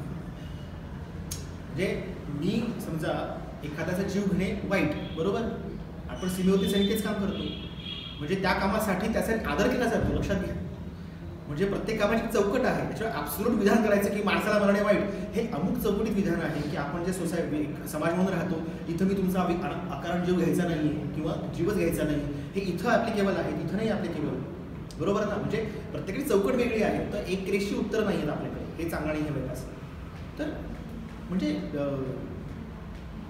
असा विचार करायला हरकत नाही आपण. विषय काय सांगू मी थोडा नाही. हा म्हणजे हे झालं की फिजिकल चेंज आणि मेंटल चेंज. जसं किती म्हणाले की मनाचं चेंज जेव्हा ते लक्षण निर्माण झालं आहे ते लक्षण खरं आहे, कारण तू अनुभवतेस ते लक्षण. म्हणजे जळजळ होते, मला करपट ढिकर येत आहेत, तर हे सगळं मी अनुभवतोय ना. असं नाही की तेव्हा अनुभवत नाहीये, तर त्याला मेडिसिनची गरज आहे. पण त्याच्या अगोदर मी स्वतःला ऑप्टिमम लेवलला नेलं पाहिजे, त्याच्यानंतर ते शिल्लक राहतं का पाहता तरी एकदा. म्हणजे विषय हा होता की एखादी गोष्ट जी मी करतो आहे ती मी तात्पुरती करायची आहे का माझ्या आयुष्याचा म्हणजे अविभाज्य भाग करायचा आहे, मी ठरवून घ्यावं. आणि बहुतेक वेळा जी गोष्ट आपल्या आयुष्याचा अविभाज्य भाग होऊ शकते ती निरोगी असते. म्हणजे मला खूप आदर आहे जे लोक डेक्कन किंगने मुंबई पुढे मुंबई करतात, कारण मी ती करू शकतो. मला म्हटलं की दिवस 3 तास प्रवास कर, मी नाही करू शकत, संभव नाही करू शकत. याचा अर्थ मी त्याचा आदर करतो असं नाही होत. पण मला माझ्याबद्दल वाटतं की ठीक आहे, म्हणजे काय त्यात पॉईंट काय याच्यामध्ये असं मला वाटतं. त्यांच्याकरता ते वेगळं आयुष्य असतं की नाही आम्ही डब्यात मग भाजी पण निवडतो, ती तडजोड, ते आयुष्य नाही आहे. तुम्ही त्या वेळेत काय करायचं म्हणून ते करता, हा तुमच्यापुरता पर्स्पेक्टिव्ह आहे. जर तुम्ही तो पूर्ण स्वीकारला असेल तर तुम्ही आजारी नाही पडणार. हा पॅथॉलॉजिकल तुमच्यापुरता नाही आहे. लक्षात घ्या, जी गोष्ट मी करतो आहे ती मी जितक्या सहजपणे स्वीकारतो तेवढा आजाराचा माझ्यातला अंश कमी होत जातो. जिथं अस्वीकार असतो तिथं आजार असणार म्हणजे असणार. आपला विषय नियंत्रणावर चालू होता की आपण त्याच्यामुळे एक व्याख्या करून घेतो आणि त्या व्याख्येत सगळं नियंत्रित राहावं असा प्रयत्न करत राहतो. आणि हा दृष्टिकोनच रोबट आहे. हा स्वतःला लावतो, मी सगळ्यांना लावतो. आणि याच्यामध्ये येतो कॉमन सेन्स. म्हणजे तारतम्य आपण जे म्हटलं ना, ते तारतम्य म्हणजे कॉमन सेन्स. कॉमन काय याच्यामध्ये काय केलं पाहिजे, हे योग्य आहे का सगळं गोष्ट विचारून ते करावं. आता व्यायामाबद्दल लोकांचं असतं आम्ही किती व्यायाम करावं. ठीक आहे, त्याचं काही शास्त्र आहे की एक त्याचा साधारणतः शास्त्र असं आहे की अशा प्रकारे हालचाली कराव्यात की एक तर पहिली गोष्ट परत की मला साध्य काय करायचं, मला मसल कमवायचे आहेत का, मला मी जिमला गेलं पाहिजे, तिथले जे त्यांचा जो पॅटर्न असेल तो फॉलो केला पाहिजे, कारण ती आता वेगळी साधनं आहे. पण जर मला माझं आरोग्य जपायचं असेल तर मग सोपा नियम आहे की माझा हार्ट रेट जो राहतो, माझं 100 अधिक माझं वय करावं आणि इतका हार्ट रेट मेंटेन होईल इतका व्यायाम करावा. मला हे लक्षात घेतलं पाहिजे की मी समजा मी चालायला जातो तर मी फक्त निरोगी राहण्यासाठी चालतोय ना, तर मी तो व्यायाम देहासाठी नाही करत आहे, म्हणजे मसलसाठी करत नाही आहे, मी तो हृदयासाठी करतोय, मी एका रिदमसाठी करतोय. परत रिदम आला बघा, म्हणजे हार्मोनी रिदम हे वारंवार येतात आयुष्याच्या संदर्भात. तर तो रिदम मेंटेन करण्यासाठी मी व्यायाम करतोय. समीकरण सोपं झालं. इतकं चालायला तुम्हाला झेलतोय, वेग मॅटर करत नाही, पण जो वेग धराल तो मेंटेन करा, तो टिकवून ठेवा शेवटपर्यंत. आणि साधारणतः 40 मिनिटांमध्ये हृदयाची गती तेवढी पोहोचेल अशा वेगाने चाला. अंतर फरक पडत नाही अंतरात, किती अंतर चालतं. काही लोक 2 किलोमीटर चालतील, काही 5 किलोमीटर चालतील. याचं बोरिस बेकरचं एक्झाम्पल वाटतं की तो टेनिसपटू होता ना, तर तो रॅलीज फार खेळायचा, कारण त्याचा हार्ट रेट जो होता ना, हा म्हणजे पुस्तकात उदाहरण आहे वाटतं 45 वगैरे त्याचा मेंटेन राहायचा नॉर्मल. म्हणजे त्याचं हार्ट इतकं स्ट्रॉंग होतं 60 सेकंदामध्ये 60 वेळाचं बीट होत असेल त्याचा अर्थ एका सेकंदाला एकदा बीट होतंय. एकदा बीट होतं म्हणजे मी एकदाचे पंप केलं हार्टने, ते रक्त फिरून आलं एकदा. आपला साधारणतः 80 असतो, म्हणजे आपल्याला आपलं व्यस्त प्रमाण झालं, म्हणजे 60 सेकंदात 80 वेळा हार्ट असं होतं. म्हणजे घड्याळ 60च पावलं चाललं, हार्ट मात्र 80 पावलं चाललं. का तर माझा हार्ट जे आहे ना 0.8 सेकंदामध्ये 1 सायकल पूर्ण करतोय. आणि जेवढं हार्टची क्षमता कमी तेवढा पल्स रेट जास्त होतो. बरोबर. उलटं पण समीकरण आहे की जेवढं हार्ट स्ट्रॉंग तेवढं मला कमी वेळा बीट करावं लागेल. आणि बोरिस बेकरचं इतकं स्ट्रॉंग होतं की त्याचं एकदा बीट केलेलं 1.2 सेकंड टिकायचं. म्हणजे जे चालतात किंवा व्यायाम करण्याच्या लक्षात येईल की ही गोष्ट खरंच अवघड आहे. पण त्याचा फायदा काय व्हायचा की तो ज्या रॅलीज खेळायचा ना समोरचा दमून जायचा. म्हणजे इकडे पळव इकडे पळव, 2 मिनिटांनी तो दमलेला आहे, हा दमलेला नाही आहे. कारण याचा हार्ट रेट आत्ता कुठे 60 पर्यंत पोहोचला आहे, 60-62 पर्यंत पोहोचला आहे, 70 पर्यंत गेला आहे. इतर लोकांच्या 80ला सुरू होतात. नाही व्यायामामुळे. ॲथलीट काय करतात, हे जे मॅरेथॉनचे पळतात ना लोक, त्यांचा हार्ट रेट फार कमी असतो, 50 पर्यंत असतो, दमसाच जास्त असतो ना. मग मला ठरवून घ्यायचं की मला व्यायाम करायचं म्हणजे काय करायचं. परत आरोग्याची व्याख्या, मला माझा स्टॅमिना वाढवायचा आहे, दमसाच वाढवायचा आहे. हे उद्दिष्ट स्पष्ट केलं की मी काय व्यायाम करायचं ठरवलं. आपण चाचपडतो का बरं, कारण आपल्याला साध्य काय करायचं तेच माहिती नाही. म्हणून आपल्यापुरत्या व्याख्या शोधायच्या स्वतःला. दोन्ही याच्यावर असं वेगळं तर होत नाही. ते आपण स्विमिंग करताना डायनॅमिक वेगळं आहे, चालताना डायनॅमिक वेगळं आहे. आता बऱ्याच वेळाचा प्रश्न असतो की वेट लॉसचा प्रश्न असतो बऱ्याच जणांचा, सगळ्यांचा असतो. कुठं ना कधी ना कधी आयुष्यामध्ये हा प्रश्न येतोच येतो. डिलिव्हरीनंतर बायका विचारतात की असं याचं काय करू आता आम्ही. फार सोपं असतं, पाण्यात चालून तर बघा. म्हणजे मी एका पेशंटचं 3 महिन्यामध्ये 16 ते 18 ऑलमोस्ट 16 का 18 किलो वजन उतरलं, कुठलाही डाएट न करता, काहीच न करता. कसं काय उतरलं. आता त्याला काय करायचं, पाण्याचं प्रेशर जास्त आहे, फ्रिक्शन जास्त होतं, विस्कॉसिटी पाण्याची जास्त असते हवेपेक्षा, त्यामुळे विरोध जास्त होतो. आणि त्यानंतर म्हणजे नुसतं तेवढंच नाही बदलत. ॲक्च्युली ना शेवटचा मुद्दा मला हा घ्यायचा होता की पाण्याचा संबंध आला, त्यामुळे तो इथं समाप्त करता येईल आपल्याला.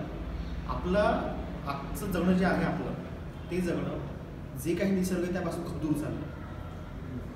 म्हणजे आपण पावसामध्ये भिजत नाही, आपण ऊन अंगावर झेलत नाही, आपण थंडी अनुभवत नाही, आपण पाण्यात भिजत नाही.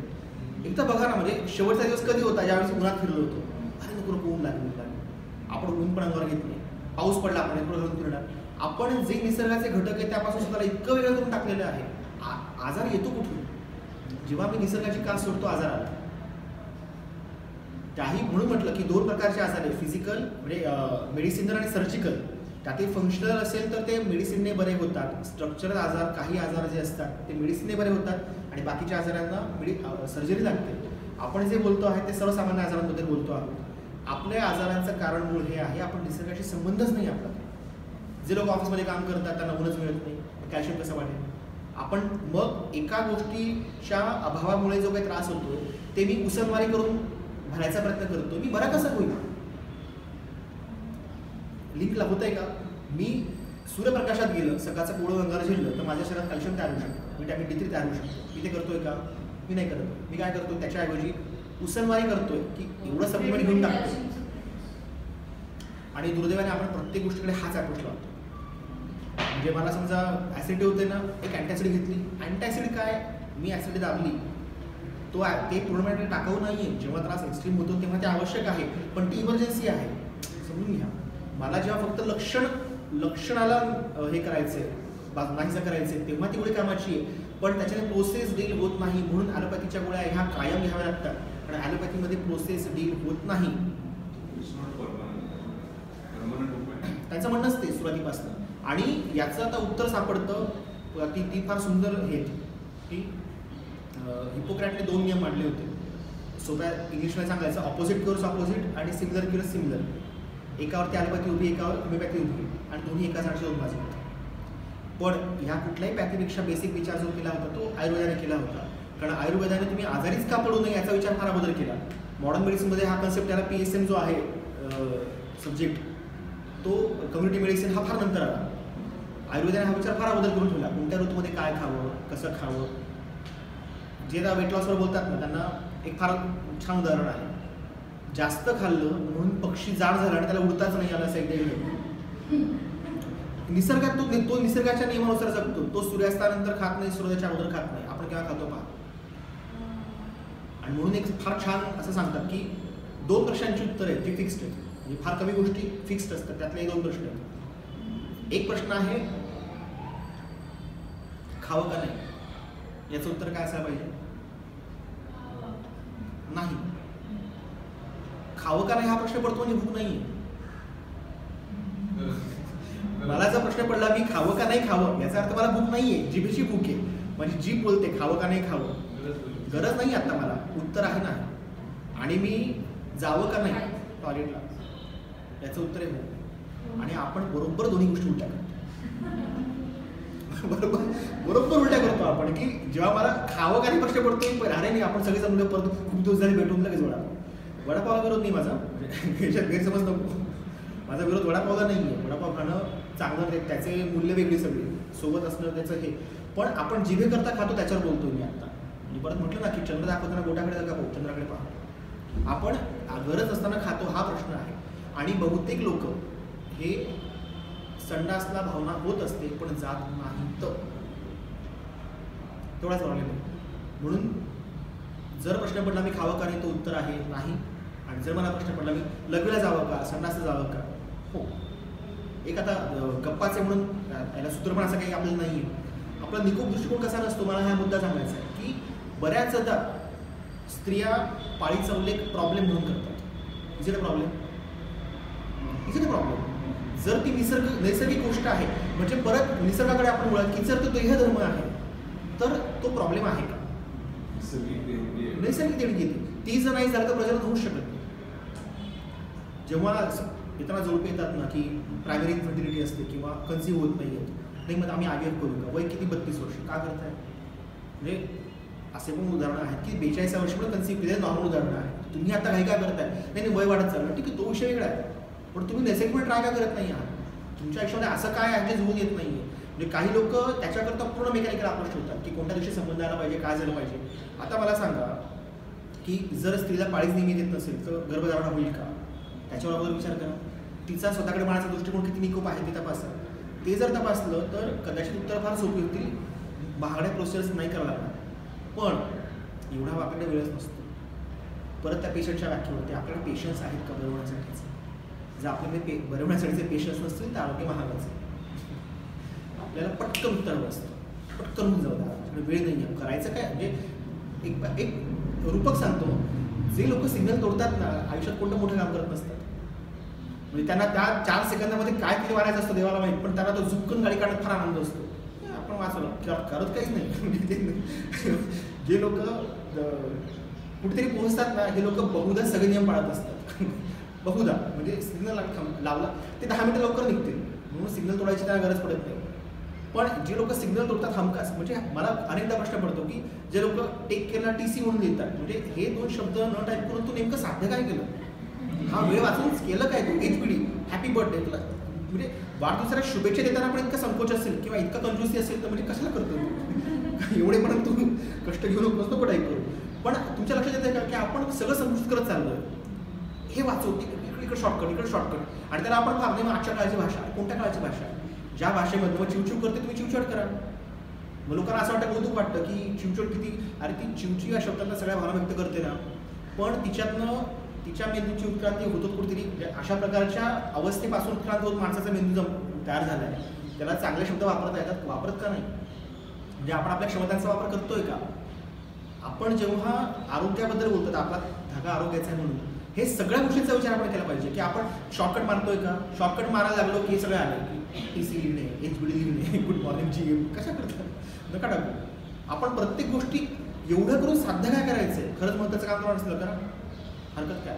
पण बहुतेक लोक कुठलंही काही करत नसतं, ते ठरलेलं असतं चाकोरी ते साकोरी पलीकडे पण काही करत नसतं. आणि मग या लोकांना असतं मग अमुकच काय होतं आमच्यासोबत, आमचं ना झोपत कशी लागत नाही, मला कशी लागेल तुला झोप, त्याचं पोटच का साफ होत नाही. एक असं आम्ही गमतीत म्हणायचो की तू मला ठेवता म्हणून पोट साफ होत नाही, हे सत्य आहे. ज्या माणसाचं मन मोकळं असतं शक्यतो त्यांना कॉन्स्टिपेशन नाही होत.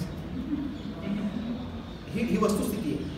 आजाराचा आणि मनाचा थेट संबंध आहे, कोणी मान्य करो नको फरक पडत नाही, फरकच पडत नाही. आजाराचा आणि मनाचा थेट संबंध. बहुतेक वेळा तुम्हाला मी एक एक्झाम्पल सांगतो, जे लोक एखाद्या चळवळीमध्ये असतात, एखादी गोष्ट अगदी नेते असतात, स्वतःच्या पलीकडे स्वतःला झोकून देऊन काम करतात अशा लोकांना बहुतेक डायबिटीज असतो. They are trying to extract more and more from life. तो दृष्टिकोन म्हणजे तिथं ती सीमा लांबली गेली आता तारतम्याची. काम चांगलं की वाईट हा मुद्दा नंतरच आहे. एखादा पैसे मागे असेल, एखादा सोशल मागे असेल, विषय पैसा किंवा सोशल हा नाहीच आहे. लक्षात घ्या, मी काय करतोय तर मी ती जी मर्यादा आहे ती ओलांडून काम करायचा प्रयत्न करतो. रक्तामध्ये तणाव का निर्माण होतो? आपल्या पुरता निर्णय घ्यायचा. किंवा कसं माहिती का, बऱ्याचदा असं होतं की म्हणजे मी गाडी वेगात का चालू शकतो, कारण माझ्याकडे ब्रेक्स येतो. माझ्याकडे त्याचा ब्रेक नसेल तर मी गाडी जोरात नाही चालू शकत, कारण मला कळत मी नियंत्रितच करू शकत नाही. जेव्हा त्याला वळवायची आहे मी वळवूच शकत नाही. तर हे गमक आलं ना की मला काय करायचं आहे, म्हणून म्हटलं ना काय साध्य करायचं. आणि याला आपल्याकडे फार सुंदर शब्द आहे, म्हणजे आपण थांबूयात. आपल्याकडे जे ब्रेड अँड बटर असतं त्याला उपजीविका म्हणतात, पण उप ह्याचा तर दुय्यम आहे. मग प्रश्न हा पडला पाहिजे, जीविका काय, जगतो कशा करता. म्हणजे मग असं असतं ना की एक हरिण पळतंय आणि त्याच्यामागे वाघ किंवा सिंह लागलाय, तर हरिण जीव वाचवायला पळतंय, त्या हरणाला आजार नाही होतो. जो सिंह जर खायला जातोय त्याचंही भुकीची वेळ म्हणून हे करत असेल, पण एखाद्या करता आपण त्याला मुर्ग्या म्हणतात, शिकार म्हणतात, तर शिकारी ही मानसिकता वेगळी. जो पळतोय ना तो फक्त जीव वाचवायला पळतोय, म्हणून कष्टकरी लोकांना फारसे आजार नसतात, कारण दुसरा विचारच नसतो. हे सगळं कॉम्प्लेक्सिटी तुमची नंतरची, त्याला ते आजार होतच नाही. जे म्हणजे सुखवस्तू लोकांचे आजार पूर्ण वेगळे असतात. म्हणून आजकाल झोप येते.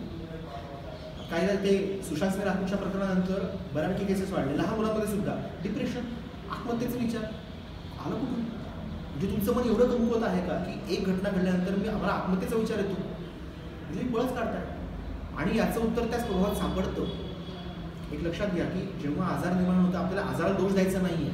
म्हणजे आजाराला तुम्हाला असं का वाटतं तुमचा दोष आहे असं माझं म्हणणं नाही आहे. समजून घ्या, आपल्याला ते समजून घ्यायचं की हा त्रास तर तिला होतोय, पण हे कुठून आलं याचा शोध घेताना हे उत्तर मिळतं की आपण आपल्या पलीकडे जेव्हा विचारच करत नाही, एक प्रकारचा कमकुवतपणा आपोआप यायला.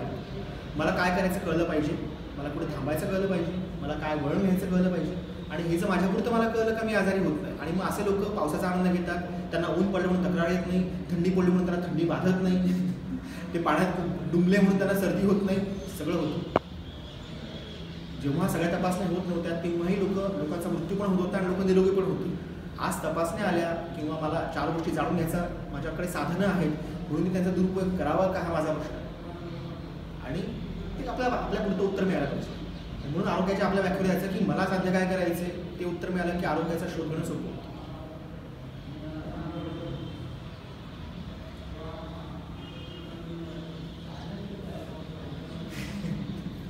आज काय अशी दिशा नव्हती बोलण्याला, म्हणजे आपण सहज भेटलो म्हणून प्रश्न मानसिक आरोग्य कसं मानसिक आजार कशा मेमरी लॉस हे पा दोन्ही त्याला उत्तर आहेत. खरं असं परत म्हटलं ऐकरेशी उत्तर नाही. जर मेंदूचं काही कारण हजर असेल की मेंदूची म्हणजे आपण असं म्हणून की ज्या भागात आपली स्मरणशक्ती साठवली जाते त्याला काही त्याचा आजार झाला असेल, त्याचं संकुचन होतं, ॲट्रोफी होते किंवा त्याला मार लागला काही झालं असेल तर तेव्हा ते शारीरिक झालं. पण बहुतेक वेळा आपण त्याला मेमरी लॉस म्हणतो, तो मेमरी लॉस नसतो. म्हणजे मला हा पेन कुठे ठेवला आठवत नसतं, याचं कारण पेन ठेवला कुठे हे मी नोंदच घेतलेली नसते.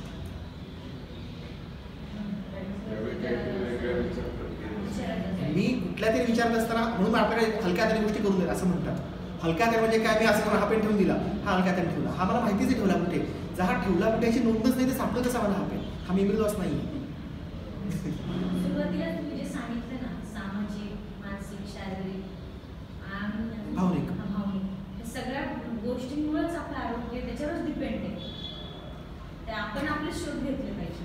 आपण शोध घेतले पाहिजे. आणि एक इंटरेस्टिंग हे सांगतो की जहाज असताना का नाव असते ना ती पाण्यावर तरवण्यासाठी जन्माला आली किंवा तयार केली गेली. ती पाण्यावर तरवणारच आहे. त्याने बाहेर किती पाण्याची तक्रार नाही करायची. पाणी आत आलं तरच ती बुडते. पाणी 2 प्रकारे आत येऊ शकतं. एक तर खूप मोठी लाट आली जी नावेच्या पलीकडची आहे, सुनामीच आली ती नाव उडणार आहे. आणि दुसरं नावेला भोग पडलं. आपण जे म्हणतो ना ताणतणाव आहेत आयुष्यात, हे आहे ते आहे, तुम्हाला हँडल करता येत नाही ही वस्तुस्थिती. तो ताण माझ्या हात आला की प्रॉब्लेम आहे. ताण असणारच आहे ना, म्हणजे आम्ही ताण माझ्या बाहेर ताणतणाव आहेत, मी जे म्हणतोय की अरे मला इतक्या वेळेला जॉबला पोहोचायचं आहे, असं असं आहे, या लायबिलिटीज आहेत, त्याबरोबर असणारच आहेत ना, हे कुटुंब आहे. विषय काय आहे की जेव्हा तो माझ्या आत प्रवेश करतो, म्हणजे माझ्या मनाला असं वाटलं, असं विधान जेव्हा आपण करतो याचा अर्थ कळला पाहिजे की मी आणि मन वेगळं आहे. म्हणजे यापेक्षा स्पष्ट काय सांगतो आपण, म्हणजे ते एक आपल्याकडे अष्टक आहे की चिदानंद रूप शिवोहम शिवोहम, त्यात तो सगळं सांगतो की मी हे नाही आहे, मी हे नाही आहे, मी हे नाही आहे, मी काय आहे, तो आनंद स्वरूप जो आहे तो मी आहे. म्हणून तो आनंदाचा शोध घेतला की आजार कमी होतात. बरेच लोक काय करतात, रामकृष्ण परमहंसांना कॅन्सर झाला होता शेवटी, त्यांच्यामध्ये तो म्हणजे त्याचा वेगळा एक हे आहे की तो भोग असतो, तो झाला म्हणून त्यांनी ते काय उपचार करायचे ते पण तो बरवण्यासारखा नव्हता. मी कित्येक अशा लोकांनी पाहिलं की जे आजाराला सहन करतात, ठीक आहे, तो त्याचं आयुष्य जगतो, मी माझं आयुष्य जगतो. ह्या लोकांची तक्रार कुठे राहतात, म्हणजे वेदना आहेत पण त्यांची तक्रार नाही आहे. Pain is inevitable, suffering is optional. आपण जे पॅनिक होतो, आपण जे धावपळ करतो, आपण बऱ्याच गोष्टी ज्या करतो त्या सफरिंग आहेत. आपण सफरिंग होतो ना, आपण सफर होतो सगळे, आय एम सफरिंग विथ दिस. आनंद घ्यायचा कळत नाही. म्हणजे आता ट्रॅव्हलिंग समजा एखाद्याचं ऑफिस 40 किलोमीटर आहे, दोघंही प्रवास करतात, पण एखादा त्या ट्रॅव्हलिंग मध्ये पण आनंद घेऊ शकतो. घेतो. एक नुसतं हेच म्हणतो नाही मला 40 किलोमीटर जावं लागतं. तेच मला म्हणायचं होतं, जेव्हा जे अपडाऊन करतात त्याच्यासाठी जर ते निकोप असेल तर त्याला त्रास नाही होणार. मी त्याच्यावर टेक्निक नाही होणार की योग्य की अयोग्य, मला ते ठरवायचा अधिकार निसर्गातच नाही येतो. मुळात मी जेव्हा मत बाळगतो याच्यापेक्षा मोठी हिंसा नाही. नाही, मला काय म्हणायचंय, मी जेव्हा मत बाळगतो ना याच्यासारखी हिंसा नाही. कारण का मी मत बाळगणं इथंच मी इतर मत नाकारली, इतर शक्यता नाकारली आहे, स्वतःबद्दल आणि इतरांबद्दल पण असू शकतं. म्हणजे कोणी म्हटलं ना पावसाळ्यात सर्दी होतो, तुला होत असं होऊ शकतं. कोणी म्हटलं याच्याने हे होईल का, होऊ शकतं. म्हणजे एखाद्या ग्रेडने ॲसिडिटी होती, होऊ शकते, मला काय माहिती. म्हणून मेडिकल याला प्रॅक्टिस म्हणतात. प्रॅक्टिस काय म्हणतं माहिती का, कारण 400 केस तुमच्याकडे एका आजाराच्या आल्या, 401वी केस वेगळी नसेल याची शाश्वती कोणी घेऊ शकत नाही.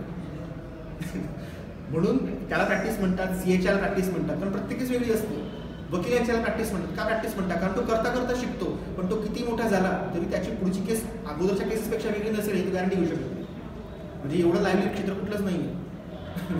प्रत्येक गोष्ट वेगळी आहे. त्याच्यामुळे तुमचा जोपर्यंत तुम्ही संकुचित केलं की नाही हे करताना होत असतो, मला तसं होतं. जगात ती गोष्ट करून नॉर्मल राहणारे लोक आहेत, त्यांना काय त्रास होत नाही. म्हणजे कोणी म्हटलं मी आईस्क्रीम खाल्लं पण मला घसा धरला, तर भर हिवाळ्यामध्ये बेदम आईस्क्रीम खायला लोक मला माहिती आहे. लोकांच्या चॉकलेटने दात खराब होतात. मला अशी मुलं माहिती जी चॉकलेट चरतात. मला एकच शब्द आहे, म्हणजे मी पहिल्याच गोष्ट सांगतोय, चरतात म्हणजे किती, ते एवढ्या पिशवीवर चॉकलेट आणले, पुढचे 2 दिवस तो मुलगा फक्त चॉकलेट खातो, पण त्याला कुठेही आजार दात खराब झाले ना काही झाले. तो जे करतो ते तृप्ततेने करतो, म्हणजे आनंद घेऊन करतो, त्याला आजार नाही. अगदी बेसिक लाईन, म्हणजे आरोग्याबद्दल बोलतो आपण, आरोग्य गप्पा, तर आरोग्य राहील कशाने माझ्यापुरता शोध घ्यावा की माझा आनंद कशात आहे, ती गोष्ट करत राहा. म्हणून मग ते जातं मी जगतो कशा करताय, जीविका काय माझी. आपण जे बोलतो ते फक्त उपजीविकेबद्दल बोलतो. हा जॉब करतो कशा करता, पैसे मिळतील. पैसे मिळण्यासाठी आता ज्यांना अनुभव त्यांना माहिती की काही लोकांना काहीच न करता पैसे मिळतात, काही लोकांना खूप घासून पैसे मिळतील. त्याच्यामुळे मी काय काम करतो त्याला किती पैसे मिळायला पाहिजे याचं कुठलंही गणित अस्तित्वात नाही. व्यक्तिपरत्वे अनुभव घेऊन व्यक्तिपरत्वे, त्याच्यामुळे मी परत असा एक नियम लावू शकत नाही, म्हणजे तो फार वेगळा विषय आहे. पण मी जे काम करतो त्या कामाचा मी आनंद घेतो कारण ते माझ्या हातात. मी हे या समाधान नाही का, भले मग मला असं वाटत असेल की या कामाचे मला इतके पैसे मिळावे, ते या आयुष्यात मिळत नाही तर मला आनंद वाटत नाहीये, बदल का, हरकत नाही. पण मी त्याला चिंतन करणार, मग तो ताणे निर्माण करून घेणार आणि मग मी स्वतःवरती नाही, मग मी हे करणं शोधतो का, मी असं केलं पाहिजे का, असं पण जगत असतो. एवढं सगळं केल्यावरती आजार पाहिल्यानंतर होईल काय, होईल तिथं स्वतः स्वीकारून घ्यावं, सहज राहावं. म्हणजे हार्ड वर्किंग आहे पण त्यातून एक्झर्शन होते लोकांच्या लक्षात नाही. तेच म्हटलं, हार्ड वर्क हे झालं पेन आणि मी त्यात एक्झर्ट होतो हे झालं सफरिंग. सफरिंग इज ऑप्शनल, म्हणजे तुमचं चॉईस आहे. If you are getting suffered that is your choice, not my choice. बरेच लोक असं म्हणतात मी कष्ट करतो पण ते कष्ट कोण करत नाही. म्हणजे सगळ्यात माझ्या नजरेत सगळ्यात जास्त कष्ट कोण करतं माहिती आहे का, जी स्त्री घरी राहून घर सांभाळते. तिच्या कामाची नोंदच होत नाही. म्हणजे आपण आता विषय चालू होता ना आपलं तेव्हा की स्त्री आणि स्त्रियांचं आयुष्य असं स्त्रियांचं, याला मूळ कारण स्त्री, कोणी काही म्हणत, कारण ती स्वतःकडे आदराने पाहत नाही. एकतर ती म्हणजे आपल्याकडे काय होतं ना, आपल्याकडे एकदम असं डोकाचं मी असं करतो, तो मी पण आला ते वेगळं. मी जे काम करतो त्याला काहीतरी रिस्पेक्ट असला पाहिजे माझ्या नजरेमध्ये, म्हणून मी त्याला लहान गोष्टी करायच्या घरामध्ये. करून तो पहा, भाजी आणली ना सगळ्या कुटुंबाने एवढं बसायचं, खायला सगळ्यांना लागतं ना, एकदा करून तर पहा प्रयोग तुम्ही. म्हणजे याच्यानंतर नाही तुमचं कौटुंबिक आरोग्य सुधारतं, मला सांगा. सर पित्ताचे स्टोन कसे तयार होतात का पिशवीमध्ये पित्ता पिशवी होतात. त्याला Toxins काही तयार होतात. बायोवेगळा असतो औषधे जातात का ते ती पिशवीच काढावी लागते असं काही नाही. नाही मेजर प्रॉब्लेम नाही नाही आता याच्यात कसं आहे ना तरी साईज काय आहे कुठे अडकलेलं आहे म्हणजे त्याला जड तर आहे सगळे पण अशा केसेस आहेत काढली की तर काय प्रॉब्लेम म्हणजे काढावी की नाही काढावी नाही आता हे परत तुम्हाला म्हणता ना की एक रेषीय उत्तर नाही द्यायचं की असं हे करावं का नाही करावं ते त्या केसनुसार उत्तर बदलत जातं. म्हणून मी सुरुवातीला पण एक्झाम्पल घेतलं की 20 वर्षाचा 40 वर्षाचा 65 वर्ष तेच एक्झाम्पल घेतलं तर हेच होतं. तुम्ही सांगता त्याच्यावरती काही सर्जिकल उपाय आहेत काही केसमध्ये काढतात काहीमध्ये स्टेट टाकतात काही वेळेस त्याला मेडिसिनने पण ते होतं. म्हणजे माझ्याकडे केस आहे जी याच्यामध्ये अगदी वयस्कर व्यक्ती होता पण ऑपरेशन करायचं नव्हतं त्याला समजून सांगितलं की हे होऊ शकतं पण गॅरंटी नाही आणि आपल्या हातामध्ये काय विज्ञान आहे तर आपण प्रयत्न करून पाहूयात. प्रयत्न करून पाहिला तर तो निघून गेला. म्हणजे 18 मिलीमीटरचे स्टोन होते 3 स्टोन होते मिळून गेले झालं. म्हणजे पण म्हणून तुम्ही दुसऱ्या केसमध्ये होईलच असं गॅरंटी देऊ शकत नाही कारण का प्रयत्न करणं माझ्या हातात आहे. फक्त एक करायचं की तुम्ही जर डॉक्टरकडे जात असाल ना तर एक लक्षात घ्या की आजार एका बाजूला आहे आणि डॉक्टरांनी आपण एका बाजूला